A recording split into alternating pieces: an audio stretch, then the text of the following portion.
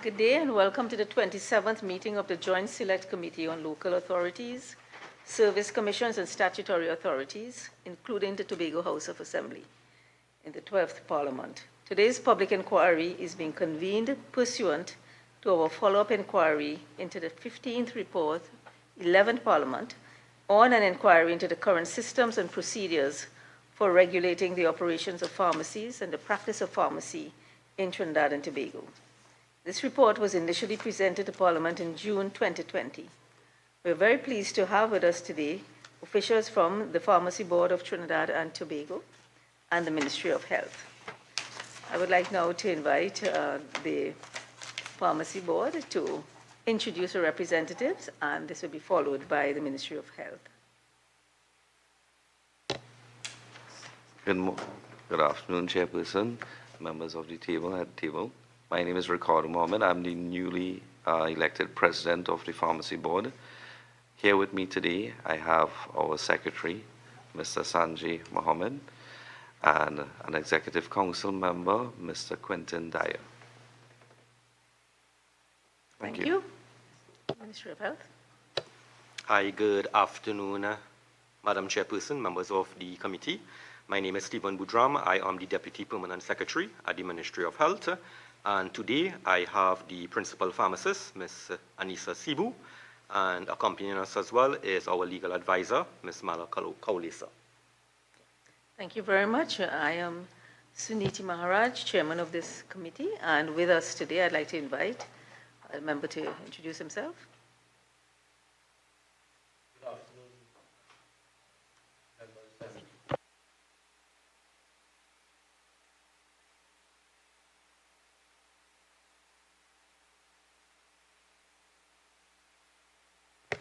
Good afternoon. Khadija Amin, member of the committee.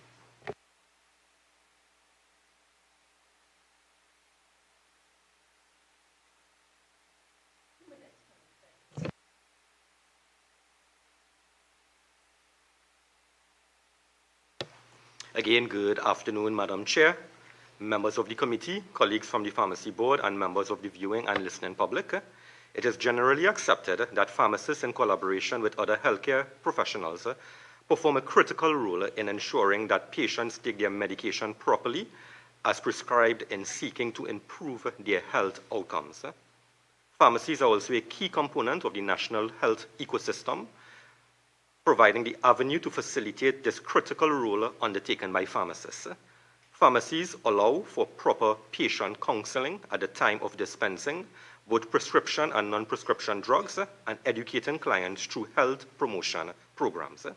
It is in this context that I take this opportunity on behalf of the Ministry of Health to reaffirm our commitment to the provision of quality pharmacy services within Trinidad and Tobago. We do this firstly through our service providers, the regional health authorities, and secondly through collaboration with the Pharmacy Board, which is not only the regulatory body for the profession, but also responsible for the registration and licensing of pharmacies. The Ministry looks forward to today's proceedings, providing suggestions and recommendations geared towards promoting efficiency in the provision of pharmacy services in Trinidad and Tobago. Thank you, Madam Chair. Good afternoon, Madam Chair, members of the committee, other invited guests, and members of the viewing public. I would also like to echo the sentiments of the counterpart from the Ministry of Health. Also, in addition, Pharmacy Board is appreciative of being present here today to, of course, face questions and contribute to the way forward. The Pharmacy Board recognizes that there were certain deficiencies with regards to its function, the execution of its function in recent years. Recently, there has been a change in the leadership of the board. At this present time, we have a dynamic council stimulating change and progress as we continue to address foundational issues, continuity, and further advancement of the profession of pharmacy. We look forward to working with all the stakeholders, especially the Ministry of Health, as we engage in the furtherance of this and many other initiatives. Thank you. Thank you very much. As we proceed to discuss the issues that have arisen from your respective submissions, I'd like to remind all the committee members to kindly activate the microphones on their devices when they're acknowledged by the chair and to direct their questions and concerns through the chair. So I will kick off with the first question. And the issues that arose, I found, in the submissions that speak to the relationship between the parties. And where you have a private body, self-regulating, but plays a critical role in the operations and the mandate of a public body. So you're not under any obligation, but you are important. And of course, all of this redounds, eventually impacts the whole management of public health. Okay. I'd like to ask both parties, and I'll start with the ministry, Deputy PS, whether the system and that structure, which goes back to many decades, is sufficiently and adequately designed to carry out the ministry's mandate in today's age? Or do you need a revision of the entire structure? Thank you for the question, Madam Chair. I would ask my principal pharmacist to just comment on that. Thank you very much, and good afternoon, everybody. So as it stands right now, there is collaboration, and the structure that exists allows for a degree of objectivity as well as oversight from the ministry. So objectivity from the pharmacy board with respect to the regulation of the pharmacists and pharmacies. The ministry does undertake regulatory with respect to the antibiotics, narcotics, and the controlled drugs. So there is a separation of duties and functions as it is with respect to the clinical, and we allow the pharmacy board to be an independent body registering pharmacies and pharmacists. So as it is right now, there is collaboration, and the structure works for the benefit of the population at this point in time. Probably in the future, maybe can be considered, but at this point in time, the structure that is in place is working for us. Okay, well, we will see. We will. Mr. Mohammed? Oh, sorry. Mm-hmm. Good afternoon, Madam Chair and members of the table. The Pharmacy Board stands committed to working with the structures that we have in place at this time. We do recognize the fact that we are governed by the Act, the Pharmacy Board Act of 1962, which is in significant need of legislative changes.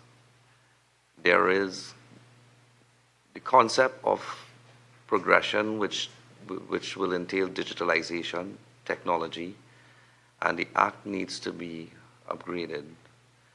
We need to meet and have discussions on how we can further improve our legislative structure.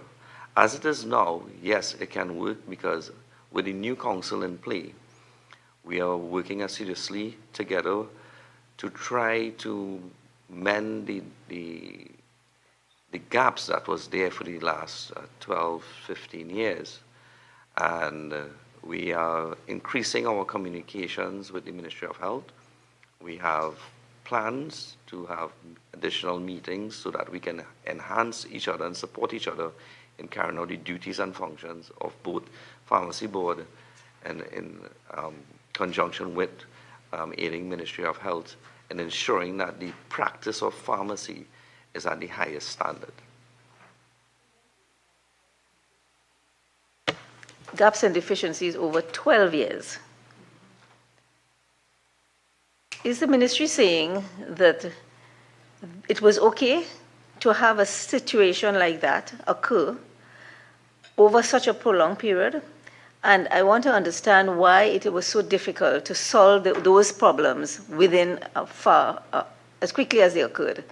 Is there something inherent in the structural system that prevents that?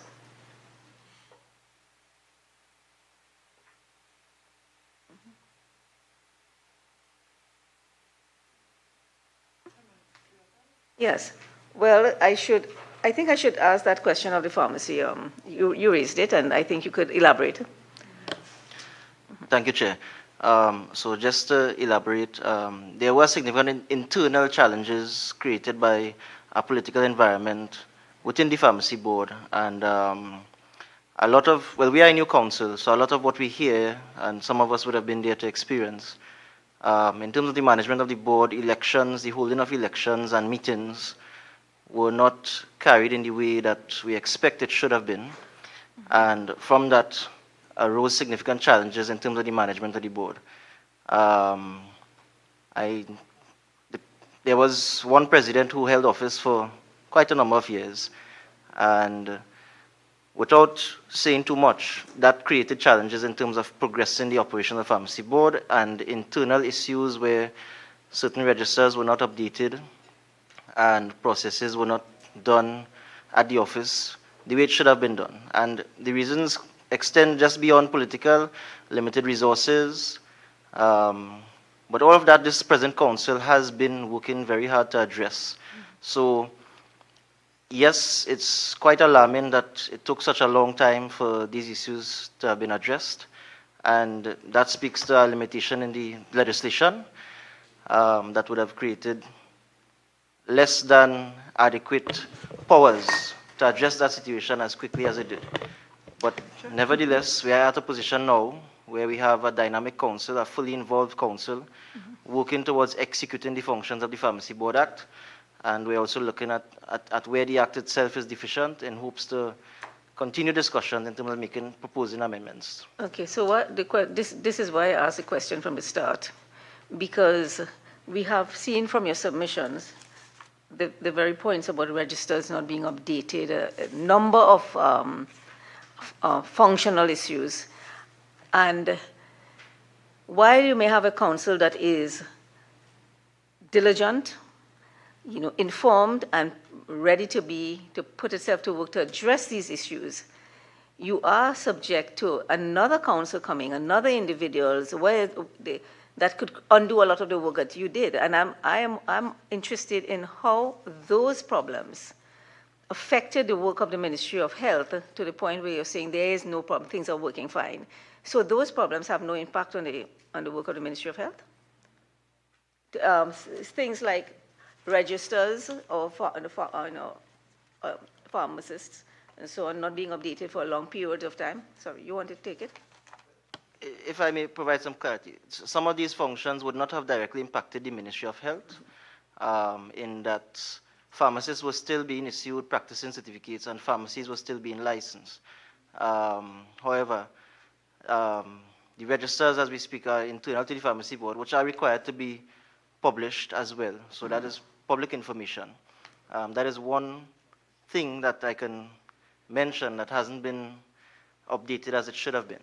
So just to provide, the issues that we've had at the board may not have directly impacted the Ministry of Health, but definitely it impacted the functioning of the Pharmacy Board as the regulatory authority for pharmacists and pharmacies and pharmacy assistants.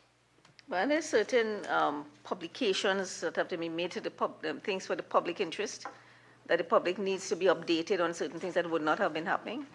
Yes, that is correct. So by law, we're required to publish the registers kept by the registrar on or before the 15th of January every year. And my recollection and in my search, the latest publication I found was actually in 2004. So this council is presently engaged with having the registers gazetted as and required. Isn't there fallout from that, though, not publishing? Isn't there a public fallout from that?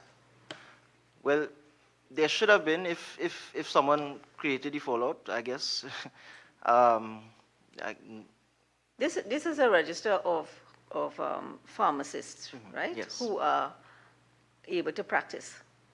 And if that information is not available to the ministry or to the public, you can have people being the victim of people who are not trained and certified to practice. How is that not a big problem?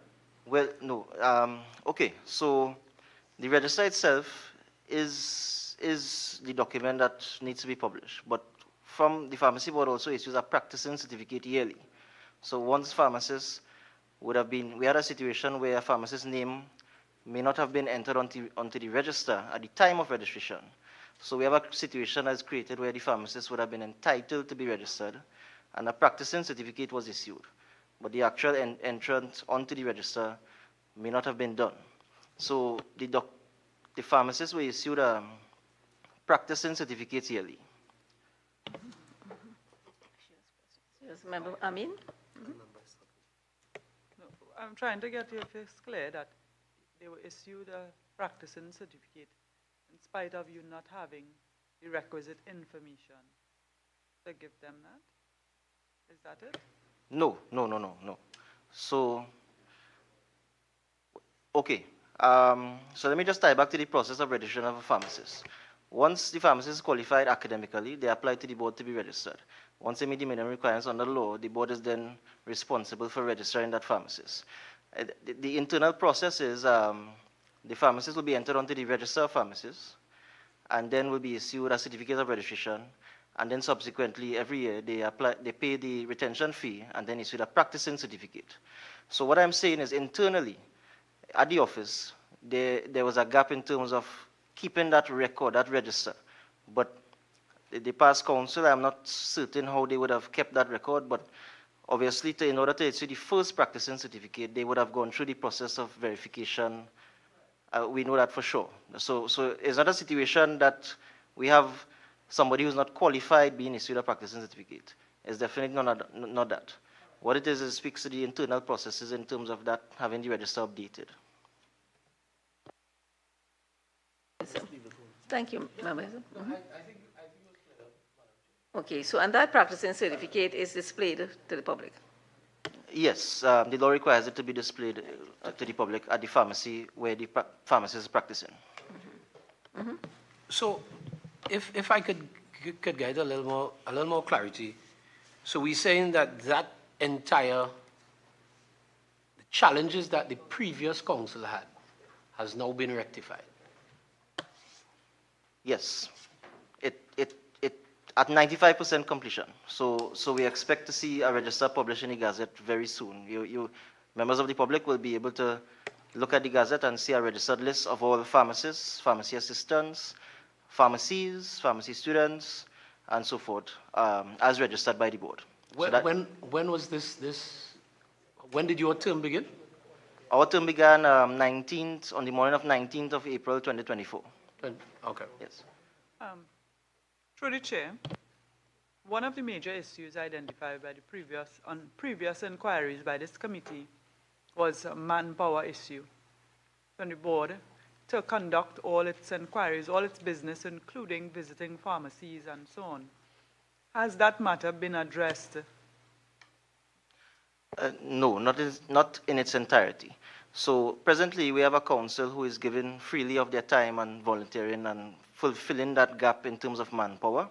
But the core issue is that in the management of the affairs of the board, funding is a key issue, and of course the fees that we collect from the membership and pharmacies presently, in my humble opinion, does not allow for us to fulfill that mandate. So definitely we need to pay attention to that. This council has that high on the agenda in during our tenure.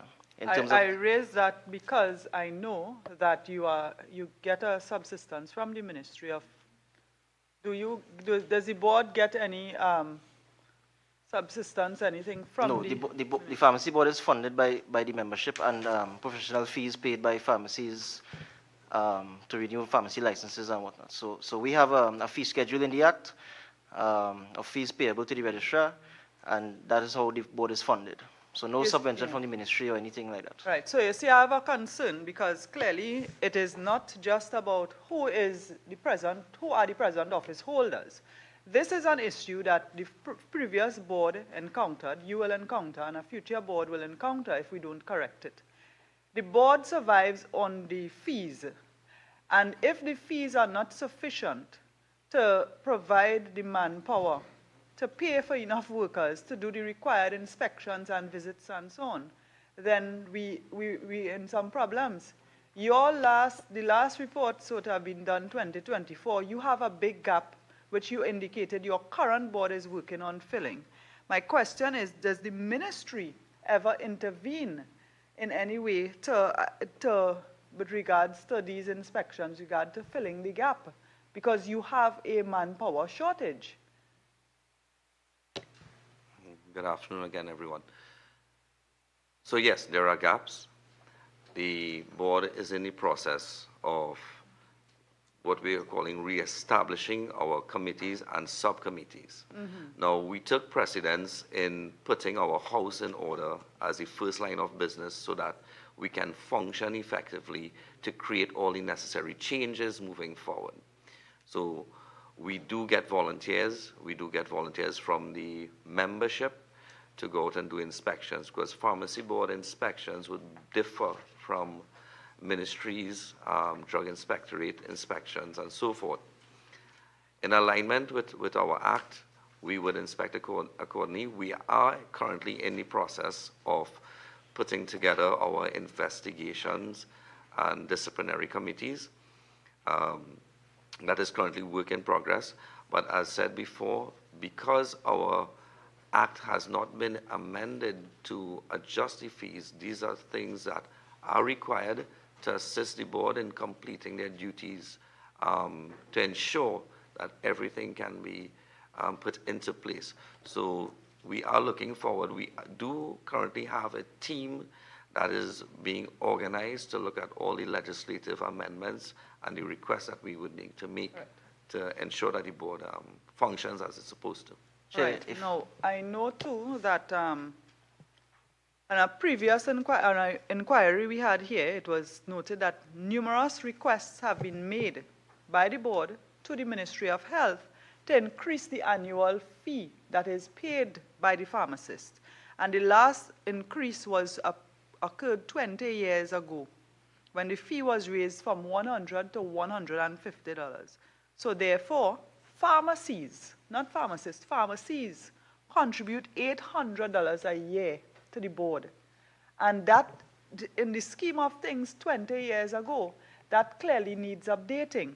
Now, if this is in the present act, clearly the Ministry of Health has a role to play in making recommendations to Parliament to change that.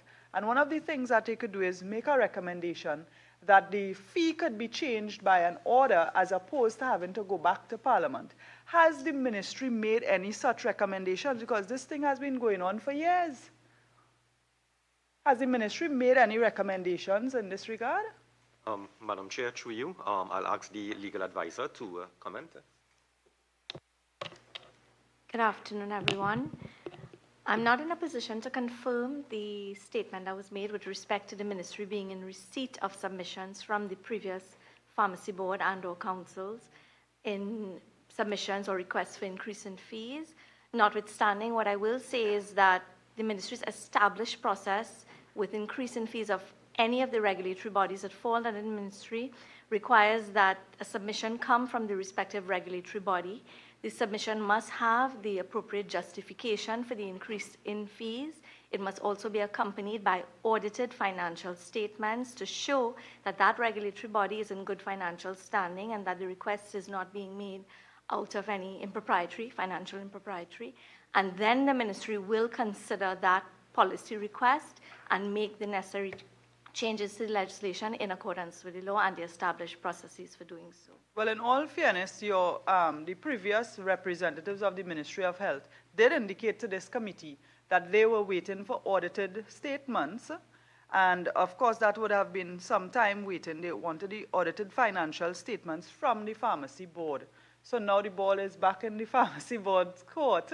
If you can indicate if you have started this process and when you expect this to be completed. Right. So the increase in fees is something that is high on our agenda.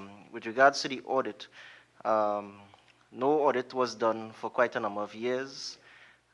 We have already appointed an auditor at the last SGM held on the 20th of October. The audit is in process right now and will be presented at our annual general meeting in February this year. We also tabled at the last SGM a proposal to the membership to have, for council, to propose an increase in fees to the ministry.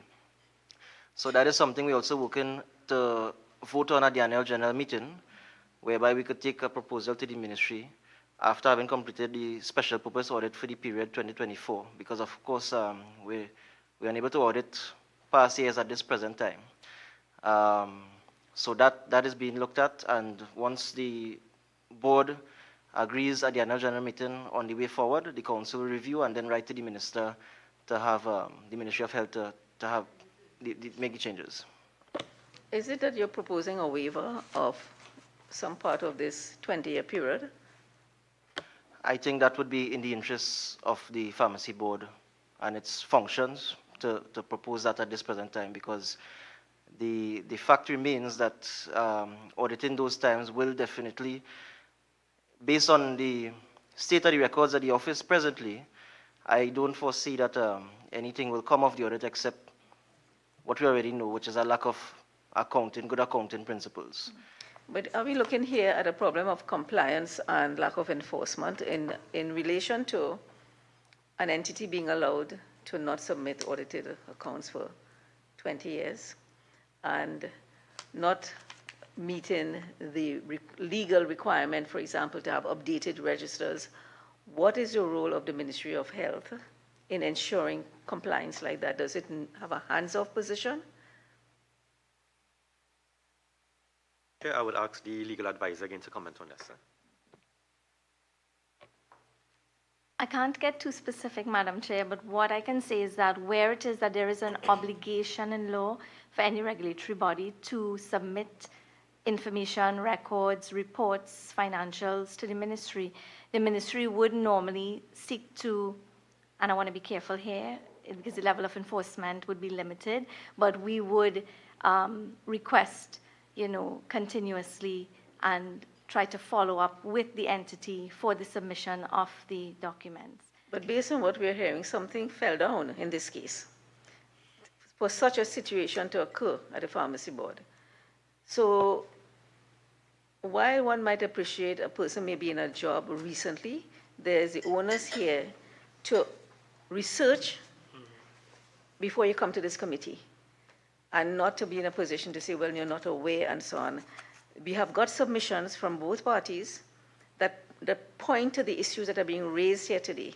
And so it's not satisfactory for us to leave here without answers, clear answers to clear questions based on clear information from both parties.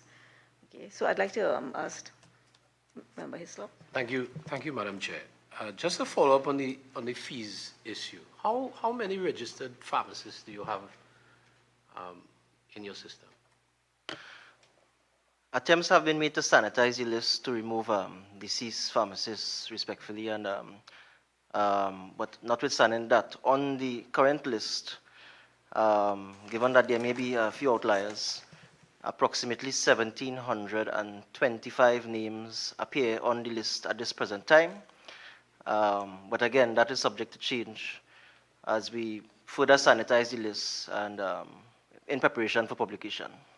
What do you see as a reasonable fee that should be paid by pharmacists and pharmacies that would make the pharmacy board viable in terms of its financial obligations? So it's a very good question. How the pharmacy board will have to operate is that we would normally take it to our membership at the annual general meeting, which we plan to do this year, and then the fee structures would be discussed. So currently, the practicing certificate fee of $150 per annum we know is insufficient. We will take it to the general membership, which is required by us to do, and then we will decide on a fee. Of course, there may be suggestions. I can only guess, and I can say this from me personally. We can assume and we can say $300. Then we have to take it to the entire membership to vote on that. Somebody may say a higher price, somebody may say a lower price. We will come to a consensus at that point in time, and we will have a fee implemented. That will also be done for the licensing fee as well, and all the other fees that are required by the board. So 800, and I respect your independence on that, and you'll discuss it with your membership and so on. But if you're looking at $800 per pharmacy, that's an annual fee, right? That's to be paid to the board, $800 per pharmacy. Is that a fee across the board, no matter the size of the pharmacy? And would you consider a structure that treats with maybe a pharmacy that is of a larger scale as compared to your mom and pop, that there could be a tiered fee structure? Respectfully, Chair, that might be going into controversial territory with members of the Pharmacy Board.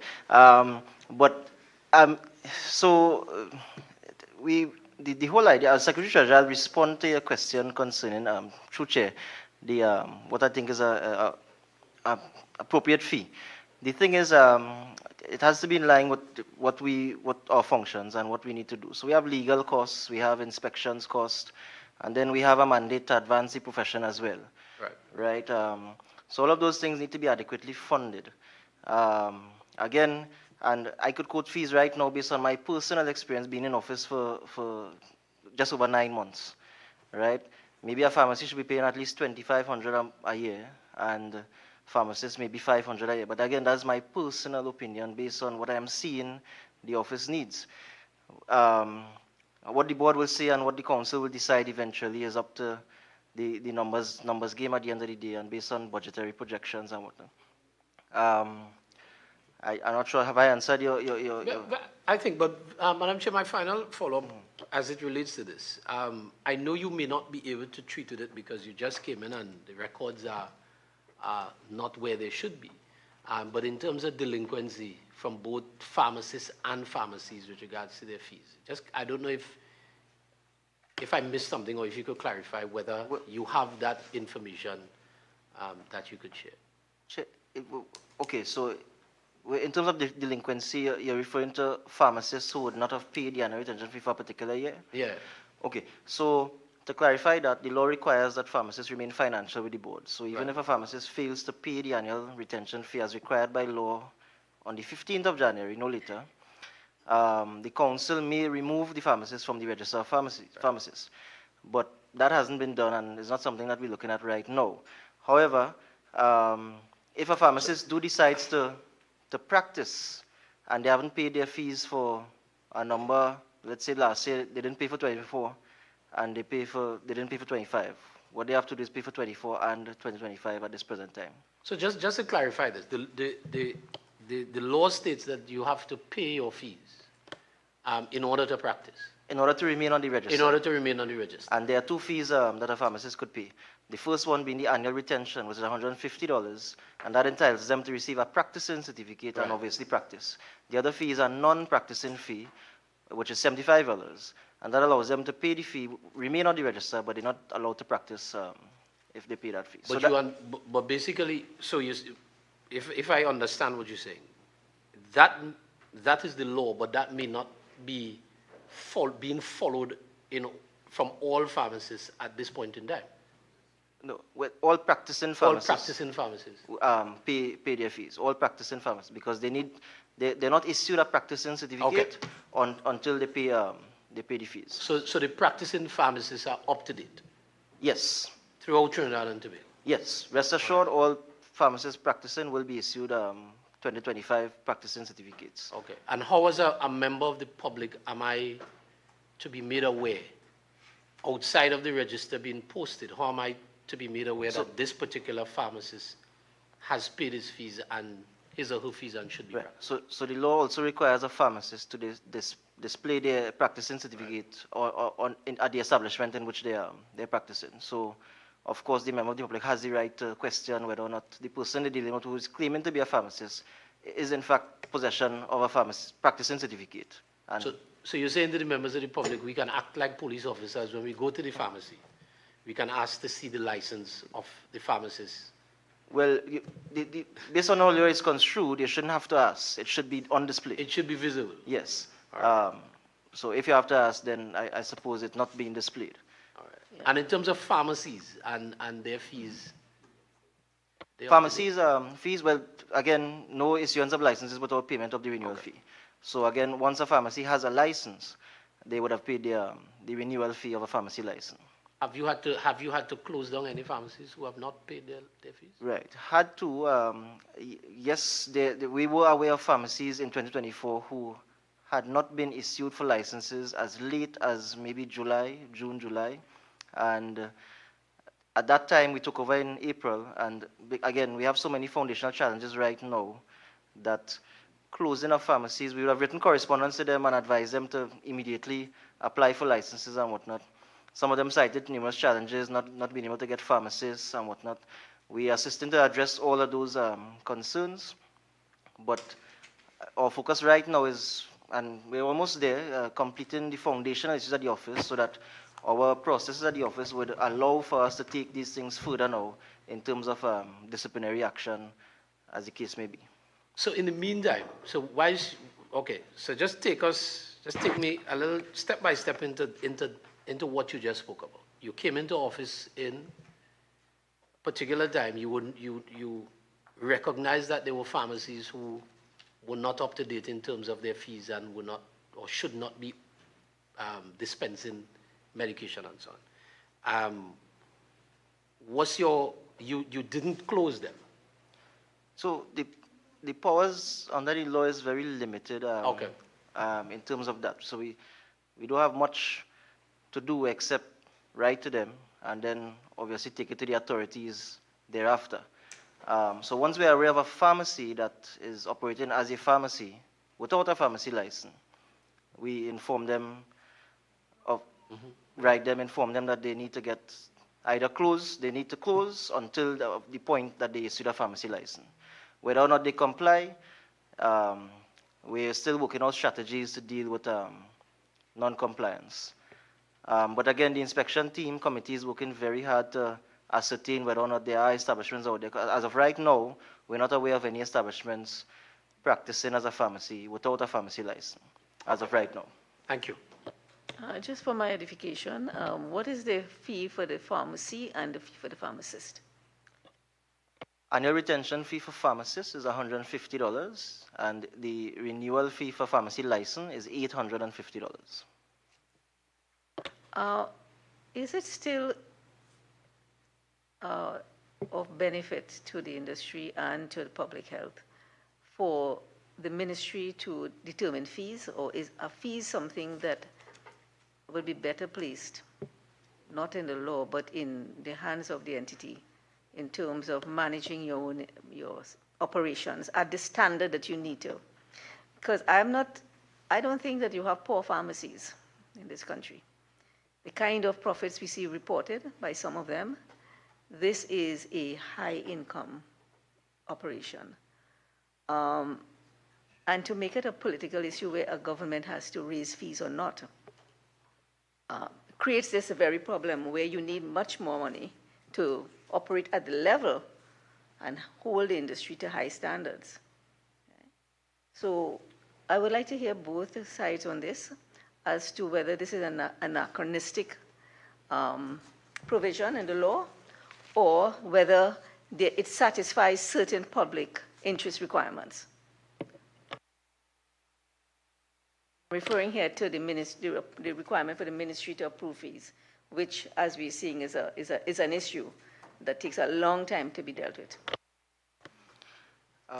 Respectfully, Chair, that is a very interesting question, and I have only considered it just as you asked it. And therefore, I think that the board being able to regulate its fees will definitely be an advantage in terms of the board being able to adjust the changes in the profession that may come. So definitely, yes, I think it's something that would be helpful for future boards to fulfill their functions and objectives.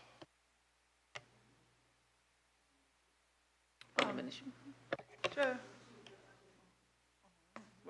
Madam Chairman, the legislation, the Pharmacy Board Act, as with other pieces of legislation that govern the regulatory bodies, it's a balancing act. There is the Minister of Health who has oversight over this independent legal entity that's responsible for self-regulation. That being said, one of the main powers of the minister under the legislation is in relation to legislation, making of regulations, and that would include fees, which are prescribed by the regulations. Your comment is interesting. It is standard. I mean, this is just from my review of the legislation and the regulatory bodies that fall under the Ministry of Health. We have dental council, we have medical board, professions related to medicine, and several others like pharmacy board. The minister is the one that approves the legislation, and I think that that is a balancing act to ensure that while, yes, you want to recognize the independence of the regulatory body, you want to ensure there's a public interest as well. And what you wouldn't want is that unreasonable fees are charged and there isn't that independent entity having oversight of that. Chair, I want to raise something that came up earlier with regards to the fact that the board, the new members of the board, now have to get the audited financial statements and so on in order to get the fees increased. But there are several other recommendations that I am sure the board would have that would have to go along with the recommendation, not just a fee increase. One of the things that I want to ask if you have given consideration to in your proposals to send to the minister is in terms of the structure of the board. Because, for instance, like the medical board and so on, they have representatives from the IRO, from the legal fraternity, from the university, and so on that make up this board. So you have stakeholders represented. And I'm asking that because the pharmacy board, I mean, you are an elected board, you would have had stiff competition. And as we continue, I am hearing what seems to be a continuous reminder of the non-performance of your predecessor. And for me, I think it's important to have, yes, you have the side of democracy where you have members who are voted in, but is that a suitable recommendation to have stakeholders represented similar to the medical board so that you will have a balancing out in terms of your elected members and you, as I say, members of various fraternities, including the universities? So, to answer, Chair, we do already have, so I'd just like to make the distinction between the board and the council, just because in my contribution you'll hear me use both terms. The board is actually consisted of all pharmacists, and the council is the 10 members of council who run the affairs of the board. So presently the council is consisted of 6 elected members, elected pharmacists, members of the board, and then the other 4 are appointed. 2 are pharmacists appointed by the Minister of Health, and 2 medical doctors appointed by the medical board through the Ministry of Health. So there is some level of oversight in terms of the way the council is constructed. We have 4 appointed members, and a council of the meeting is not correct unless we have one of those appointed members sitting at the meeting of the council. So there is that oversight. Whether or not that structure should be changed or looked at is something the board hasn't really considered at this present time, but we take your Are there any members of the board involved in doing inspections? Currently, yes. But we have a new proposal that we are working on to include independent inspectors. Historically, the board has used retired law enforcement officials as well as other members of the public. So the proposal that we have in work currently seeks to address the whole inspection idea and involving independent. And those members of the board, are they paid to do that inspection or do they do it voluntarily? Currently, we pay an inspection fee as it relates to the pharmacies that they would go to inspect. I have a concern with that. I just want to register a concern, Madam Chair. Okay, well, we have a lot of work to get through still, so I'd like to ask Member Hislop. Thank you, Chair. I just want to jump to the issue with Sedap. And as we said, this is a follow-up inquiry. And one of the findings in the previous inquiry was that during the period 2014 to 2018, there was an incremental decline in the number of pharmacies dispensing Sedap drugs. And this coincided with a decline in the number of registered clients accessing Sedap. And I'm hoping that that is a result that we are becoming a healthier nation, maybe. But based on the board's assessment, has this decline persisted? And have pharmacies reported any concerns or challenges with Sedap to the council/board in recent months? I want to help Member Hislop with his question. Have pharmacies been refusing to fulfill Sedap requests because they are not being paid by the Ministry of Health? So good afternoon. Pharmacists, on the whole, will not refuse a patient to fulfill their Sedap request.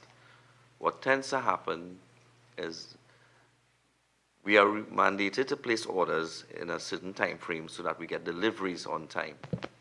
And not all the time the deliveries would come on time. And there is a percentage of the times that when you place orders for Sedap, you may not get exactly what you order. So there are variations that comes within the order, and it can affect the dispensation based on the drugs that are available. We do from time to time may have shortages, and that will affect the dispensation, but pharmacists in general do not refuse. We do, however, look at a prescription and would make a judgment.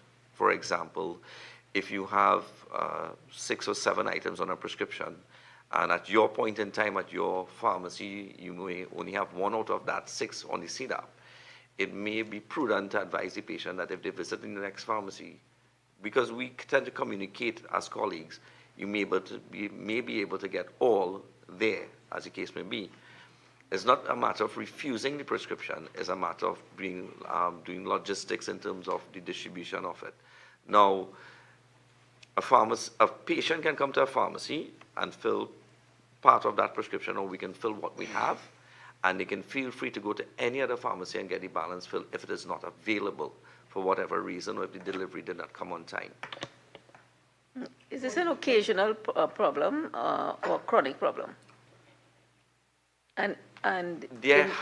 in that case, I would like the ministry to jump in and explain what is responsible, because that seems to speak to an issue of inventory management and the factors that are affecting that.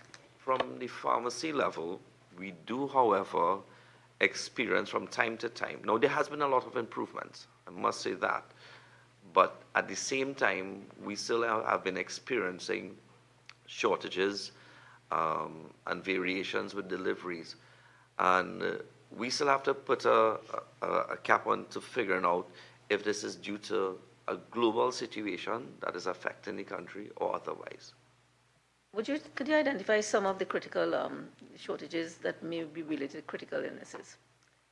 I would probably just highlight one major one. Insulin, for example, there's a global shortage of insulin, and that affects the country significantly. I know within recent time, ministry was able to dispense, NIPDEC has been able to send out to pharmacies insulin within recent times. Yeah. Thank you very much, Chair. So with respect to Sedap shortages, as indicated, what usually happens is that there is a monthly order that comes in from the pharmacy to NIPDEC. NIPDEC, I must say that NIPDEC undertakes the Sedap program on behalf of the Ministry of Health. So there is a schedule in terms of when the pharmacies will order.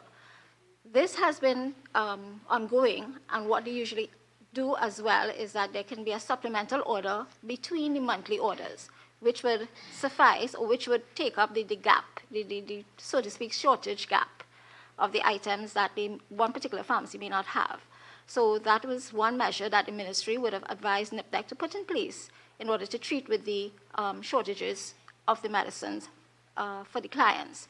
Secondly, the ministry would have also implemented, historically when Sedap came into being, you could have only gone to the pharmacy that you were registered with in order to collect your prescription. That has now been erased, and you can go to any pharmacy based on the IT system that we have running through Sedap. Any registered client on the Sedap program can visit any pharmacy that registered under the Sedap program. to collect their medicine. So that, in effect, eliminates the fact that this pharmacy may not have all, but the other pharmacy may not have while they're waiting on the medicine. The other thing that we have also done, it is understood that Sedap not only treats with clients who attend the public health facilities, but also private doctors. So it captures those clients who are chronic disease, who are visiting their private physicians. In doing so, what we usually do when there is a impending shortage, what we will do is, because we have a wider variety of medicines available in the public sector, we will prioritize the items that are not available on the Sedap program from the public sector to the Sedap, to suffice to make sure that the clients who are on the Sedap medicines get their medicine. And the alternative can be used in the public sector, and because the doctor and the pharmacist, the doctor and the patient relationship there is much more intimate, rather than having the clients move from one to the other via the Sedap program.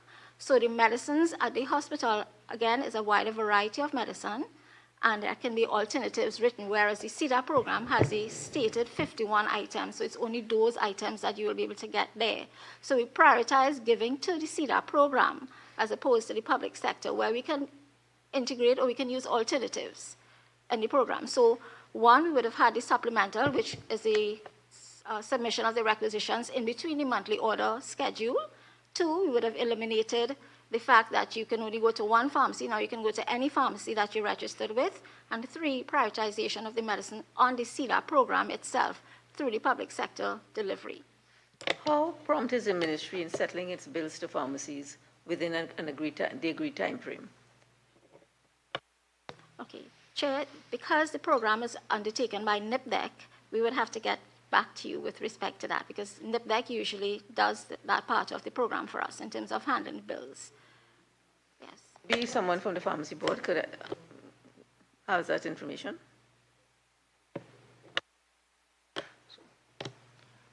So we have been hearing from our membership from time to time that usually payments don't usually come in on time. There has been improvements. We have had situations where people were not paid in the past for over a year, 6 months. That time frame has been reduced. Persons are now seeing payments sometime within 2 months' time. So for us, that's a significant improvement as opposed to a year or 6 months. So I must say there was some improvement, but it should be done monthly as initiated. The whole aspect of dispensing Sedap takes a lot out of the pharmacy private sector. And when I say that, you're looking at manpower, intellectual knowledge, stationery, etc. And these are things that we have to put out of our own pockets to pay for. We have to pay for the printer rolls that come from Sedap. So everything apart from the medicines is a cost to the pharmacy. And with the reduction in the fees of Sedap, at the point in time during the pandemic era, pharmacists say, okay, we will help out and not make too much of a fuss of it. But at this point in time, the fee structure for Sedap has to be revised. Chair, sorry. The member had a question that I'm not sure was addressed in terms of the decline in number of pharmacies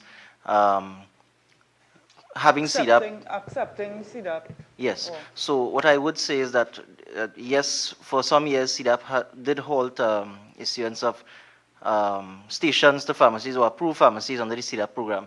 But recently, I'm hearing reports from members of the board that Sedap has restarted, and some of them have even received new equipment. So again, welcome news from members of the board who are now being enrolled in the Sedap program, who have previously applied for many years and who are waiting. That I think I've heard from members of the board that it is now being done.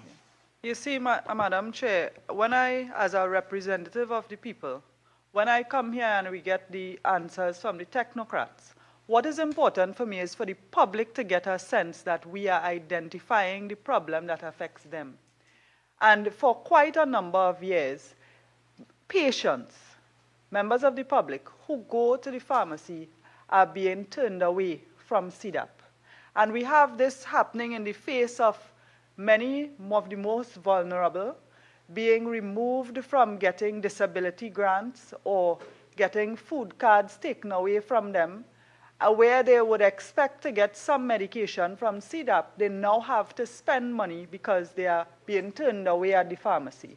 And I'm saying in our discussion here, we must be identifying what is the issue with having the pharmacies, first of all, willing to be a part of the Sedap program. And we identify that there has been a delay in paying some pharmacies from NIPDEC or from the government. So that is one. And secondly, what is the issue with them not having the full stock? Because many patients will tell you they go to the pharmacy, they are being told that what is recommended or what is on Sedap is not available, but a more expensive version is available in the pharmacy. And they see that as the pharmacy taking advantage of them. They see that the government is not providing Sedap for them as a vulnerable citizen. And I am asking, are there recommendations that we can have out of this to make it more accessible for the patient, but also to make it, I mean, a pharmacy is a business at the end of the day. You are not into a charitable business. You want to have good health and well-being of your customers, but you are a business. So it has to be profitable for you to be part of the Sedap thing. And where is the government falling short in terms of that level of engagement? We have to look at it in the perspective of the patient. When the patient comes to the pharmacy, not many of them understand that if the pharmacy has Sedap or if they do not have Sedap, or if they're enlisted in the Sedap program. So there would be instances a patient may go to a pharmacy that is not enlisted in the program, and they would have an argument why they're not getting it. And sometimes the pharmacist may explain they may not be on a Sedap program at that time. When they do come to the pharmacies that carry Sedap, the pharmacist does his best to ensure that based on what is available is dispensed. And yes, there are many occasions that not everything is supplied at the same time.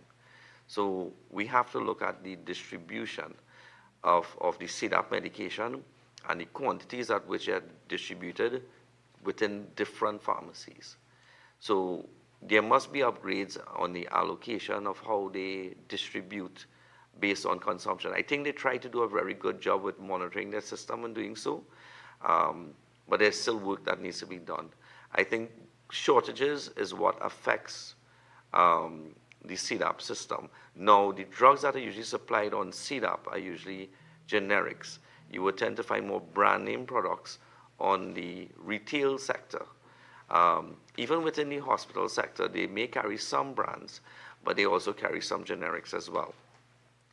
What we have to be mindful is that we have to look at improving our registration processes of pharmaceuticals in this country in a more timely manner to make sure that even other companies can successfully register pharmaceuticals in this country in an easier fashion with following all regulatory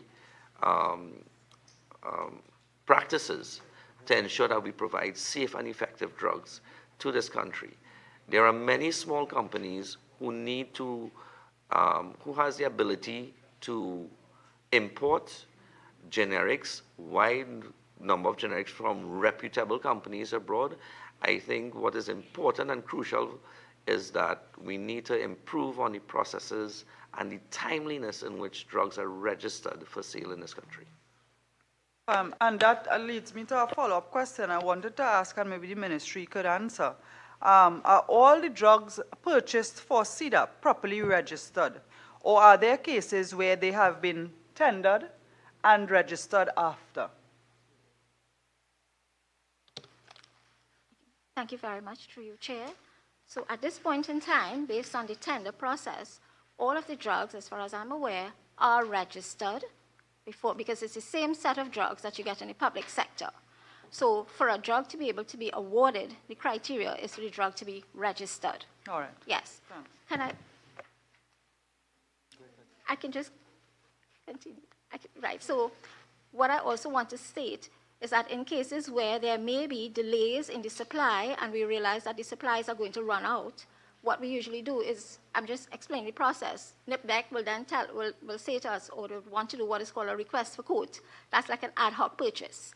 And in doing so, we may not get a product that is registered in Trinidad and Tobago, but we may get a product that's registered in another stringent regulatory authority, meaning the US FDA, MHRA, that's in the UK, or European market, which are stringent regulatory authorities of regional references.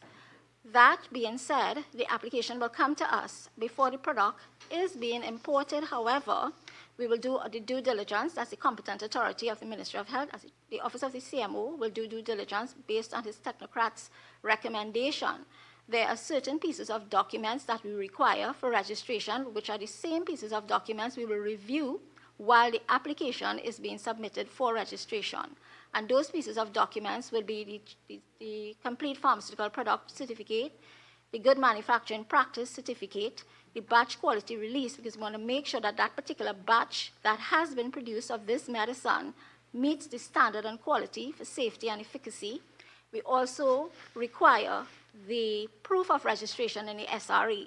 So it's not anything that we do outside of what is required for the registration of the product. That being said, we will allow the medicines to come in because we don't want to have this impending shortage of the medicine while the application for registration takes place and it goes to the necessary drug advisory committee for recommendation to be gazetted and registered. So is it that you speed up the registration process to facilitate when you have shortages? And my question is, do you have then a check and balance? Because some of the drugs may not be properly registered before you tender for it. You have explained why it might be more efficient to go ahead and tender, go ahead and order, and while it's on its way, we will see about the registration. Do you have any regulation that says you must be properly registered before it is distributed, for example?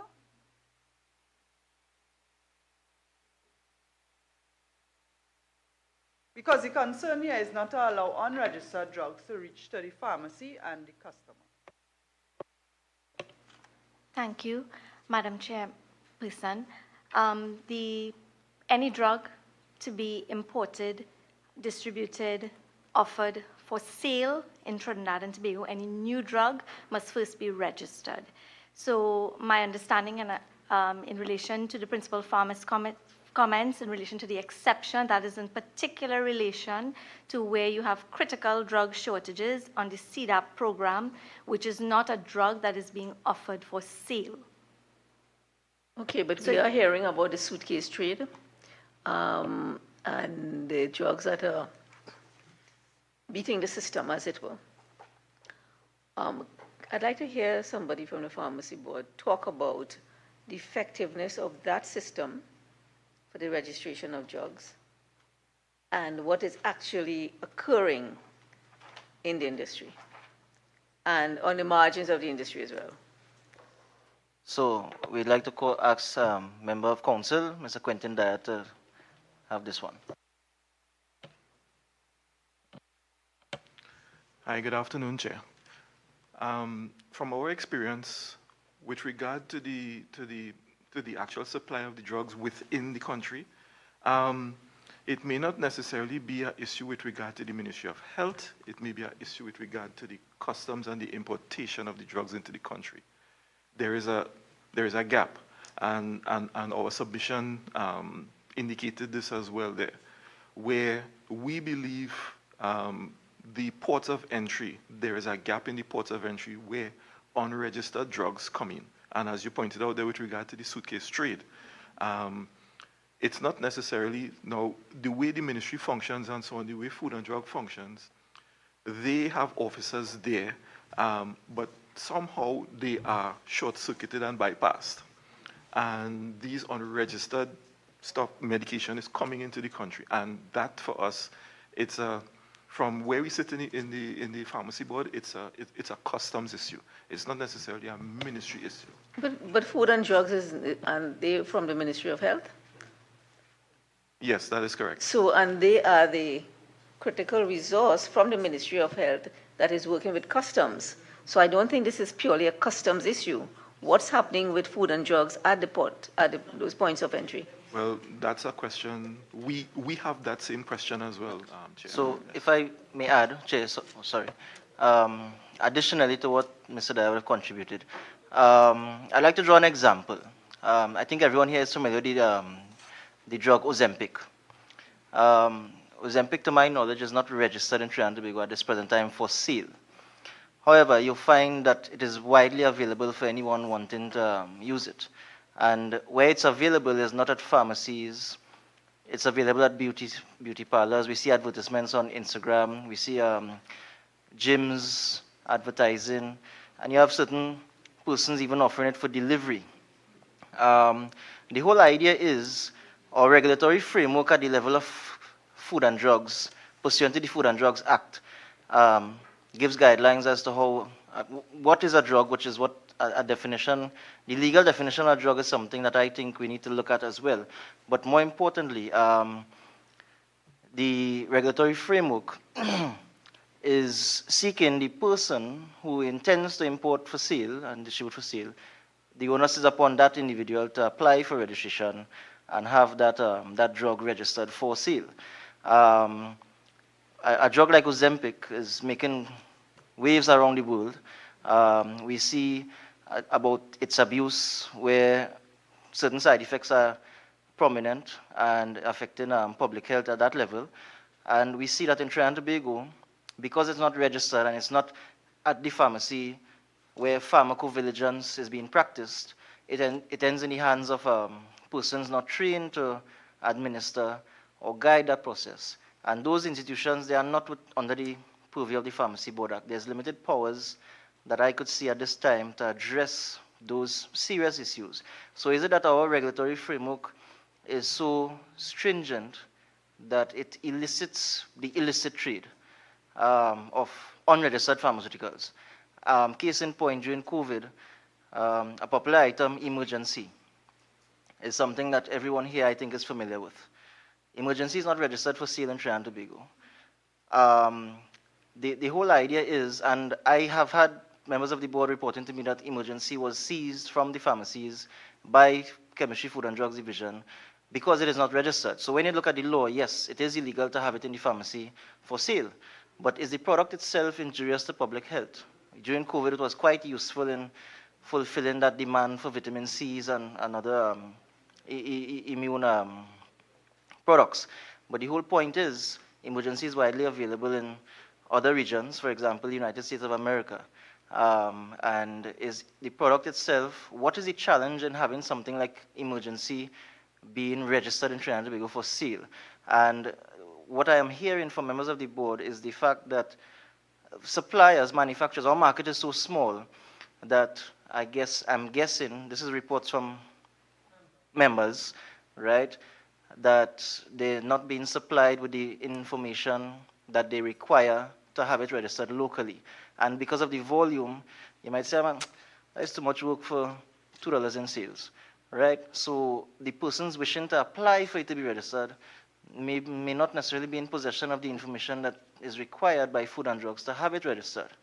So you have a product that could potentially be useful for the members of the public, that could increase competition and even reduce the prices of other similar products that are registered through the competition. But there's a challenge where this item cannot be registered, and either we don't have the appropriate document, we're not able to get it, or for whatever reasons. And I look to the ministry for also, guidance in this. Thank you. Well, so it is very clear that the ministry has a serious role to play with regards to unregistered drugs on a whole coming into Trinidad and Tobago. And I'm happy that the member mentioned the Ozempic, which could have harmful effects, or which could be used outside of what it is pharmaceutically recommended for, with weight loss and so on. And a drug that we may see as very useful, such as emergency, the vitamin C supplement. And so you see, the core of the matter that we raised here is the whole issue of unregistered drugs. I raised it to ask whether the ministry allows for drugs to be purchased that are not registered. But then we have the whole system of other purchasers accessing unregistered drugs and the issue of it coming into the country and being distributed. And am I getting it clear that the issue is at customs? The issue is with it being imported, with it being coming into the country. Because, yeah? So in answering that question, I'd like the ministry to see if it is aware of the problem of Ozempic in circulation and what action is being taken. Thank you very much. So yes, the answer to your question, whether ministry is aware that Ozempic is in the country and the issues, the answer to the ministry is aware, and the ministry have taken steps, meaning that the information that came to our attention has been submitted to the necessary enforcement agency through our legal unit. So it came up from Chemistry, Food and Drug Division through legal to the necessary enforcement agency. That's the task force. And as far as I am aware, at this point in time, it's an active case. They are active cases that I may not be able to say anything extra on it, but yes, there are investigative actions that are taking place at this point in time based on the information that has been pasted on social media. I also want to state, and therefore we are unable to divulge any additional information because it's an active case, or they're active cases, but it has been forwarded through our legal unit. Secondly, a drug, I just want to go back to the emergency. So you will see some packages of emergency on the pharmacy shelves. Drugs are registered basically from the manufacturing site. So emergency may be manufactured in Washington, United States. That may be the registered product. And again, as the Secretary Registrar indicated, the documents have to be submitted together with the application for the product to be registered, to be considered for registration and registered. So that's a product from Washington. I'm just using that as an example. You may have a product being manufactured in Florida. So that's two different products because the manufacturing site is different. It may be the same company, it may be the same product, but it's two different manufacturing sites, and therefore we have to get the necessary documents, the GMP, especially to ensure that that manufacturing site has met all the necessary standard requirements for operations in terms of the quality of the production itself. And therefore, that particular product, looking like the one that came from Washington, will not be registered in the country because that is not a registered product that came in. The onus, again, will be on the distributor to ensure that they submit the application with the relevant documents for registration to take place. And that is where, that is the differentiation you will see. So you're seeing the blue box Ozempics, and they're telling you they pulled it from the shelves because that's the one manufactured in Florida. That is not registered. But the one from Washington will be in another pharmacy, and yes, that one is registered. So, sorry. So, Chair, just to touch on the emergency issue, because emergency is sold in your regular mini-mart pop-up parlor. And so how am I, as a consumer, so are we saying that the one that is in the mini-mart and the shop and the parlor is registered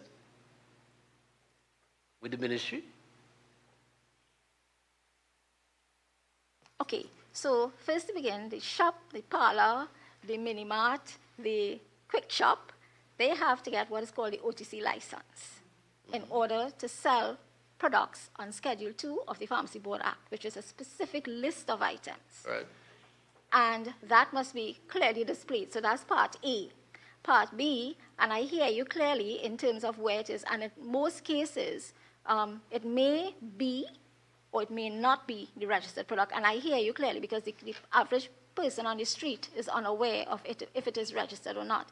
Hence the reason the ministry would have started the inspection exercise more actively from February of 2023, yes, ongoing in terms of going to all of these places of business and looking at what is on the shelves to ensure the population health is not being compromised in any way.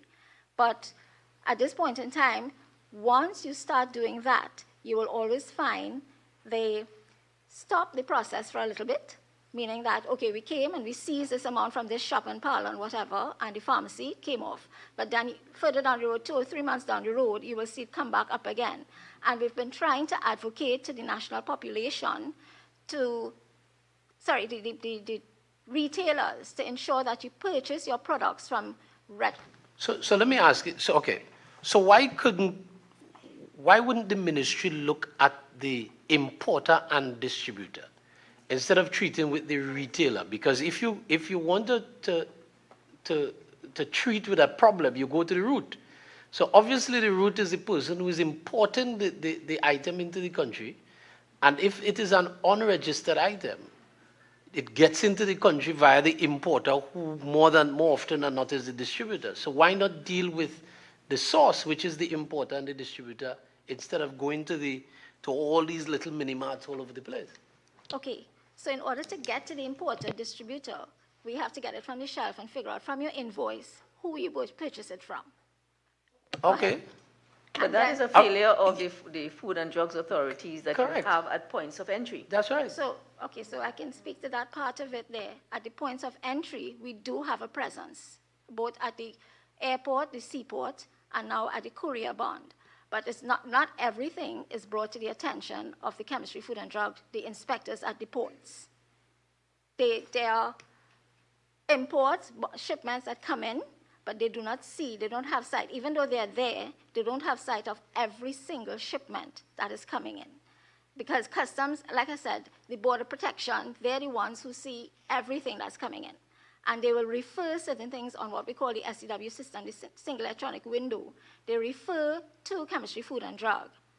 And even at the physical ports of entry, there are only, the inspectors will see certain shipments. They don't go into every single one, because customs will have their bonded area that we can go in or not. But it's a work in progress. We have gotten a lot more ability to go in compared to a year and a half. We have a lot more ability to go in. But I hear you. So if you're working it back, all right, okay, fine. So you may have the challenges at the ports of entry. So you go to the retail outlet. You determine that this item may be unregistered.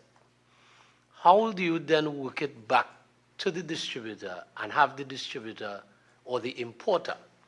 Because you have to now stop it from coming into the country.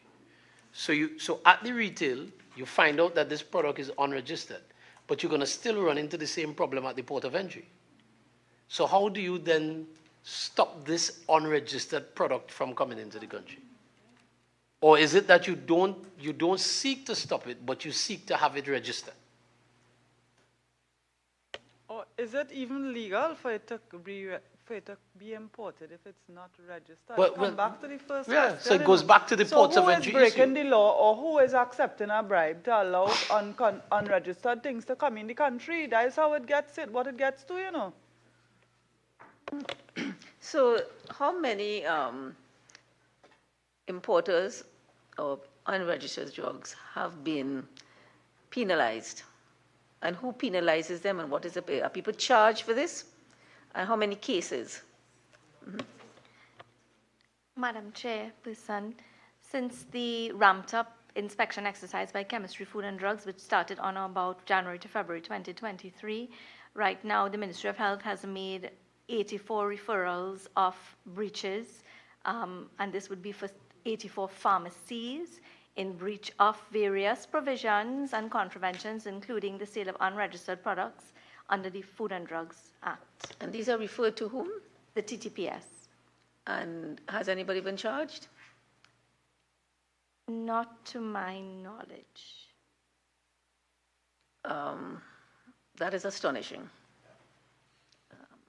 So these people who have been referred, are they continuing to dispense these unregistered drugs?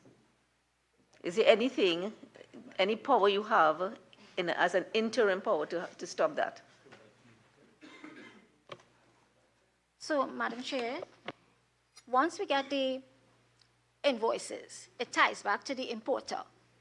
And then we go to the importer, and those are some of the, so they're not allowed. What has happened, we have seen a decrease in the number, because we have re-inspections going back. We go back and do inspections, and there has been a marked decrease in the number of unregistered products. But you will still find some that's coming in, which means that we still have work to do. But so far, based on what we have gotten and what we have seen from the start of the exercise, there has been a marked decrease in the number of unregistered products that we are finding on the shelves. But that raises another question. Have these drugs gone underground? They might not be on the shelf. They say, come call me at so-and-so number, I could get it for you. So. Right.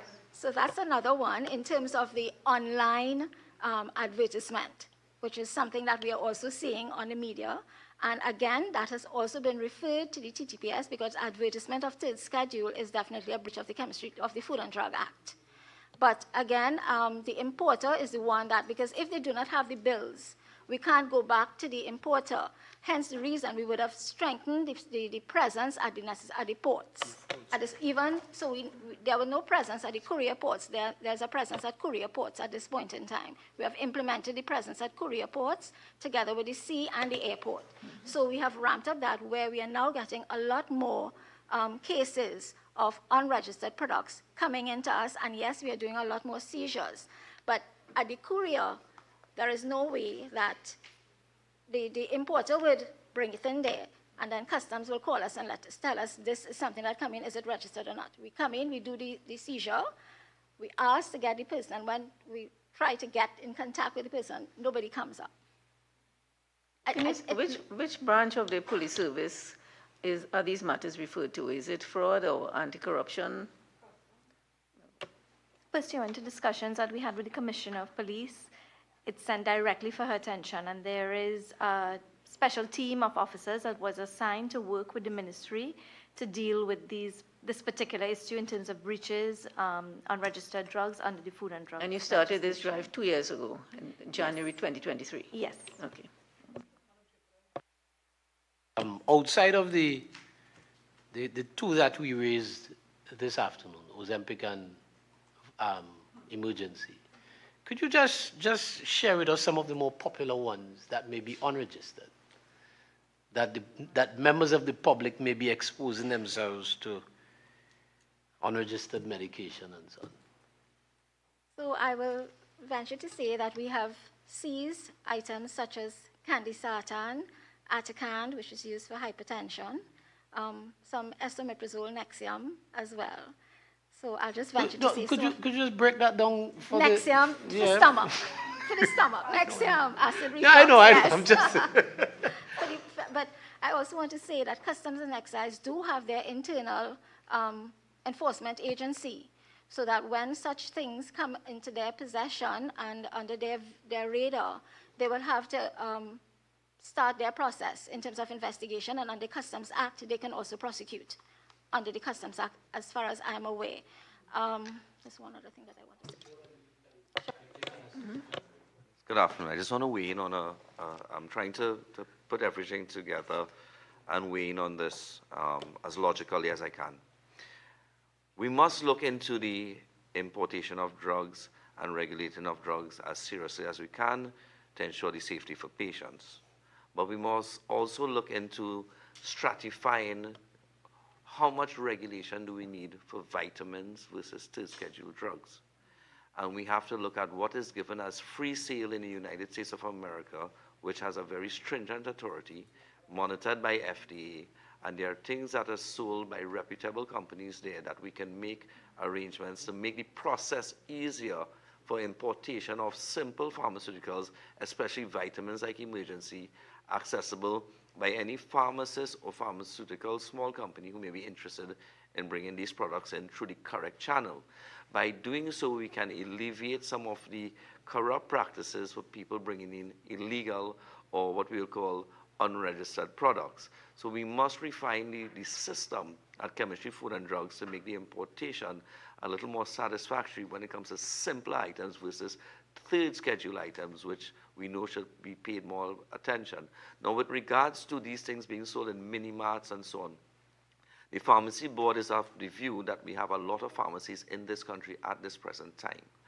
And we must also bear in mind that storage of pharmaceuticals are very important. A mini-mart or a shopkeeper may not have an air-conditioned establishment required to store drugs under 30 degrees Celsius, which is a requirement by most pharmaceuticals. And we must now revise the condition of why are we still giving shopkeepers licenses to carry these things when there are so many pharmacies throughout the country that can supply. We have to be very mindful as well that shopkeepers are stocking antihistamine-based cough medicines, Panadol, multi-symptom drowsy to be exact, when their OTC license prevents them from stocking that. They can stock the Panadol extra strength. There is a list of 37 items that they can stock, and they go way and beyond that. Recently, Pharmacy Board has started, in conjunction with trying to assist with alleviating this situation by a process we call pharmacy operation buy, pharmaceutical buy operation, where we would visit an establishment based on information received, and we would purchase one of the pharmaceuticals, and we would send that information to Chemistry, Food and Drugs. Just recently, I personally purchased an item that is a codeine-based product in a shop in Tobago, and we sent it to the CFDD to act, and we got responses, and they are acting on it. But, sorry. Did you send it to draw the attention to where it was being sold, or did you send it to have it tested to see whether the conditions under which it's being kept had affected the drug? We sent it to Chemistry, Food and Drugs for data act because we don't have the authority to act on a shop or a minimart. And so just to provide some clarity, we send the correspondence as a complaint, an official complaint to the ministry as the regulatory authority with regards to these pieces of legislation. And we also do have the physical product stored if the ministry requires it as evidence in furtherance of that. And that is building on the whole idea that the sale of the product at the establishment is what would provide better evidence in regard to that. In terms of importing, I am not aware, and the counterparts of the ministry could clear up this. There is not anything specifically in law stating that you cannot import an unregistered drug. What the law prohibits is the sale of an unregistered drug. And then the next thing to consider is import channels vary. Persons can bring in things through many different ways, and I'm hearing by boat also, right?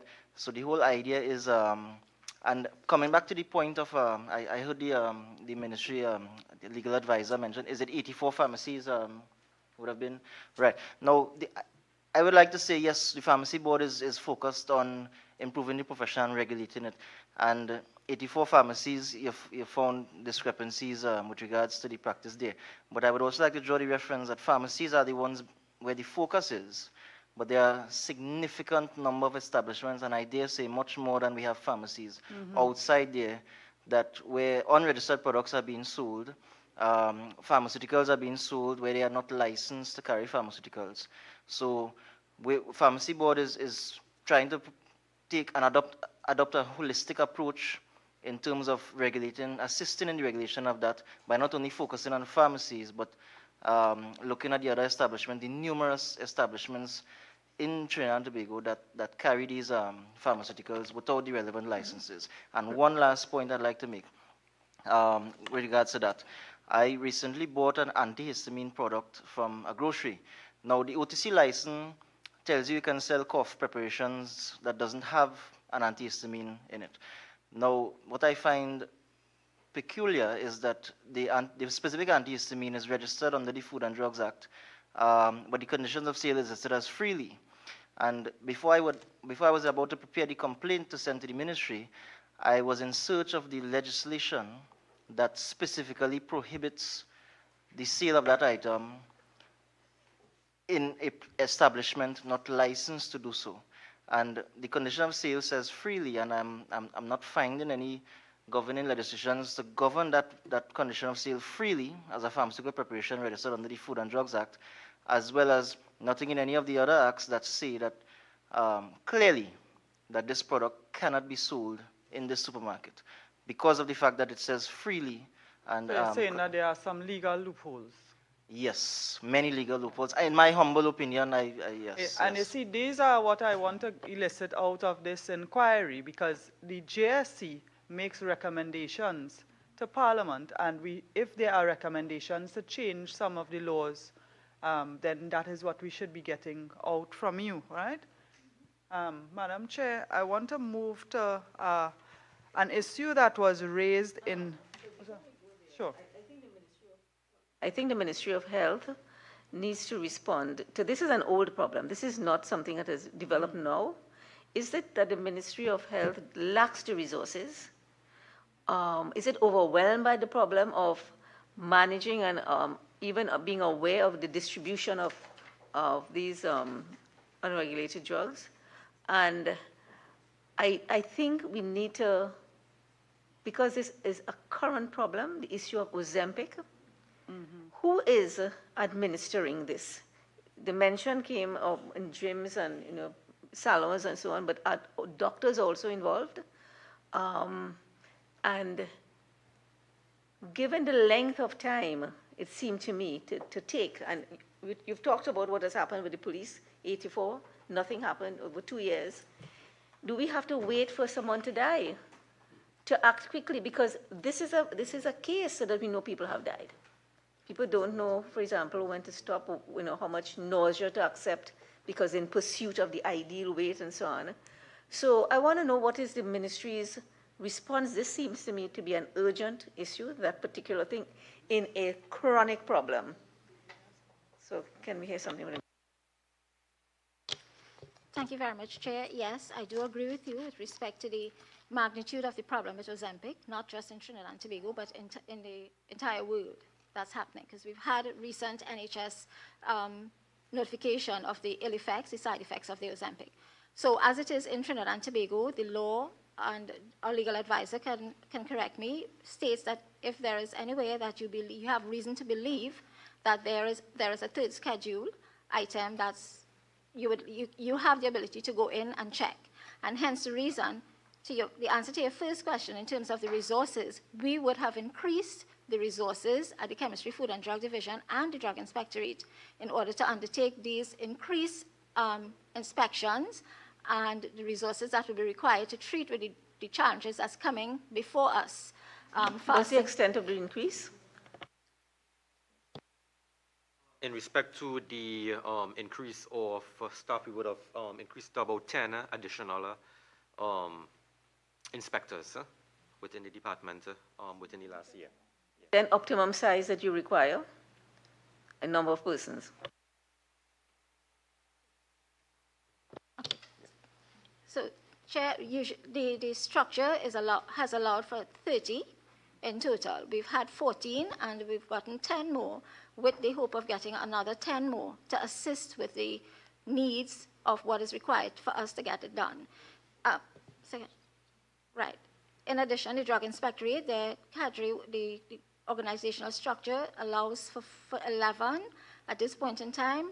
There are 5, and we do have at Service Commission with respect to interviews, and the interviews have been successful. It's just for the assumption of duties to happen. So we have been increasing the human resource in order for us to treat with the challenges that's coming before us at this point in time.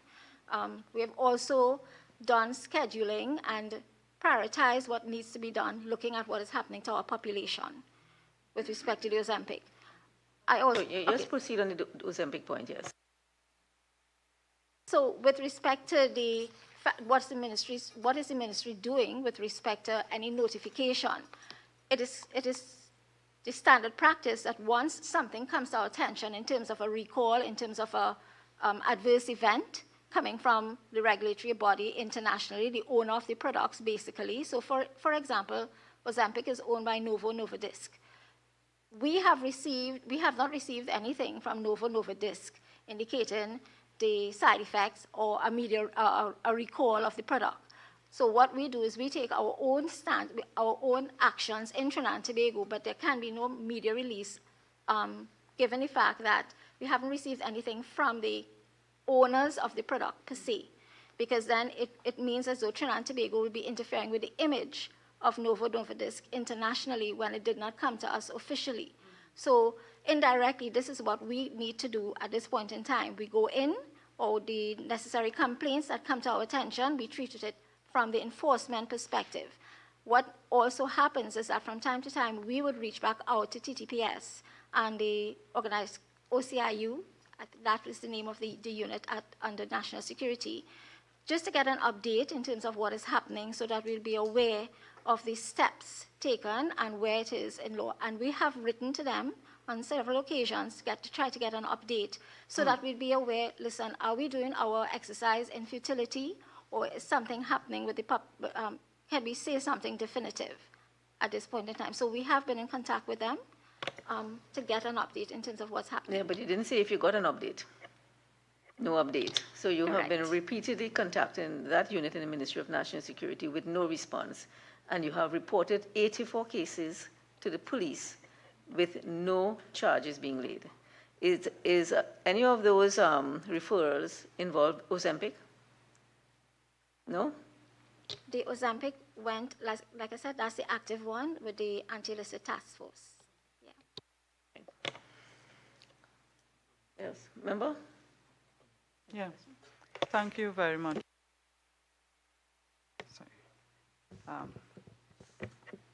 Members, very recently in the Senate, the issue of, well, it came up about the Fair Trade Commission, and that the Fair Trade Commission had held some consultation with various key partners in the Ministry of Health, including the Pharmacy Board.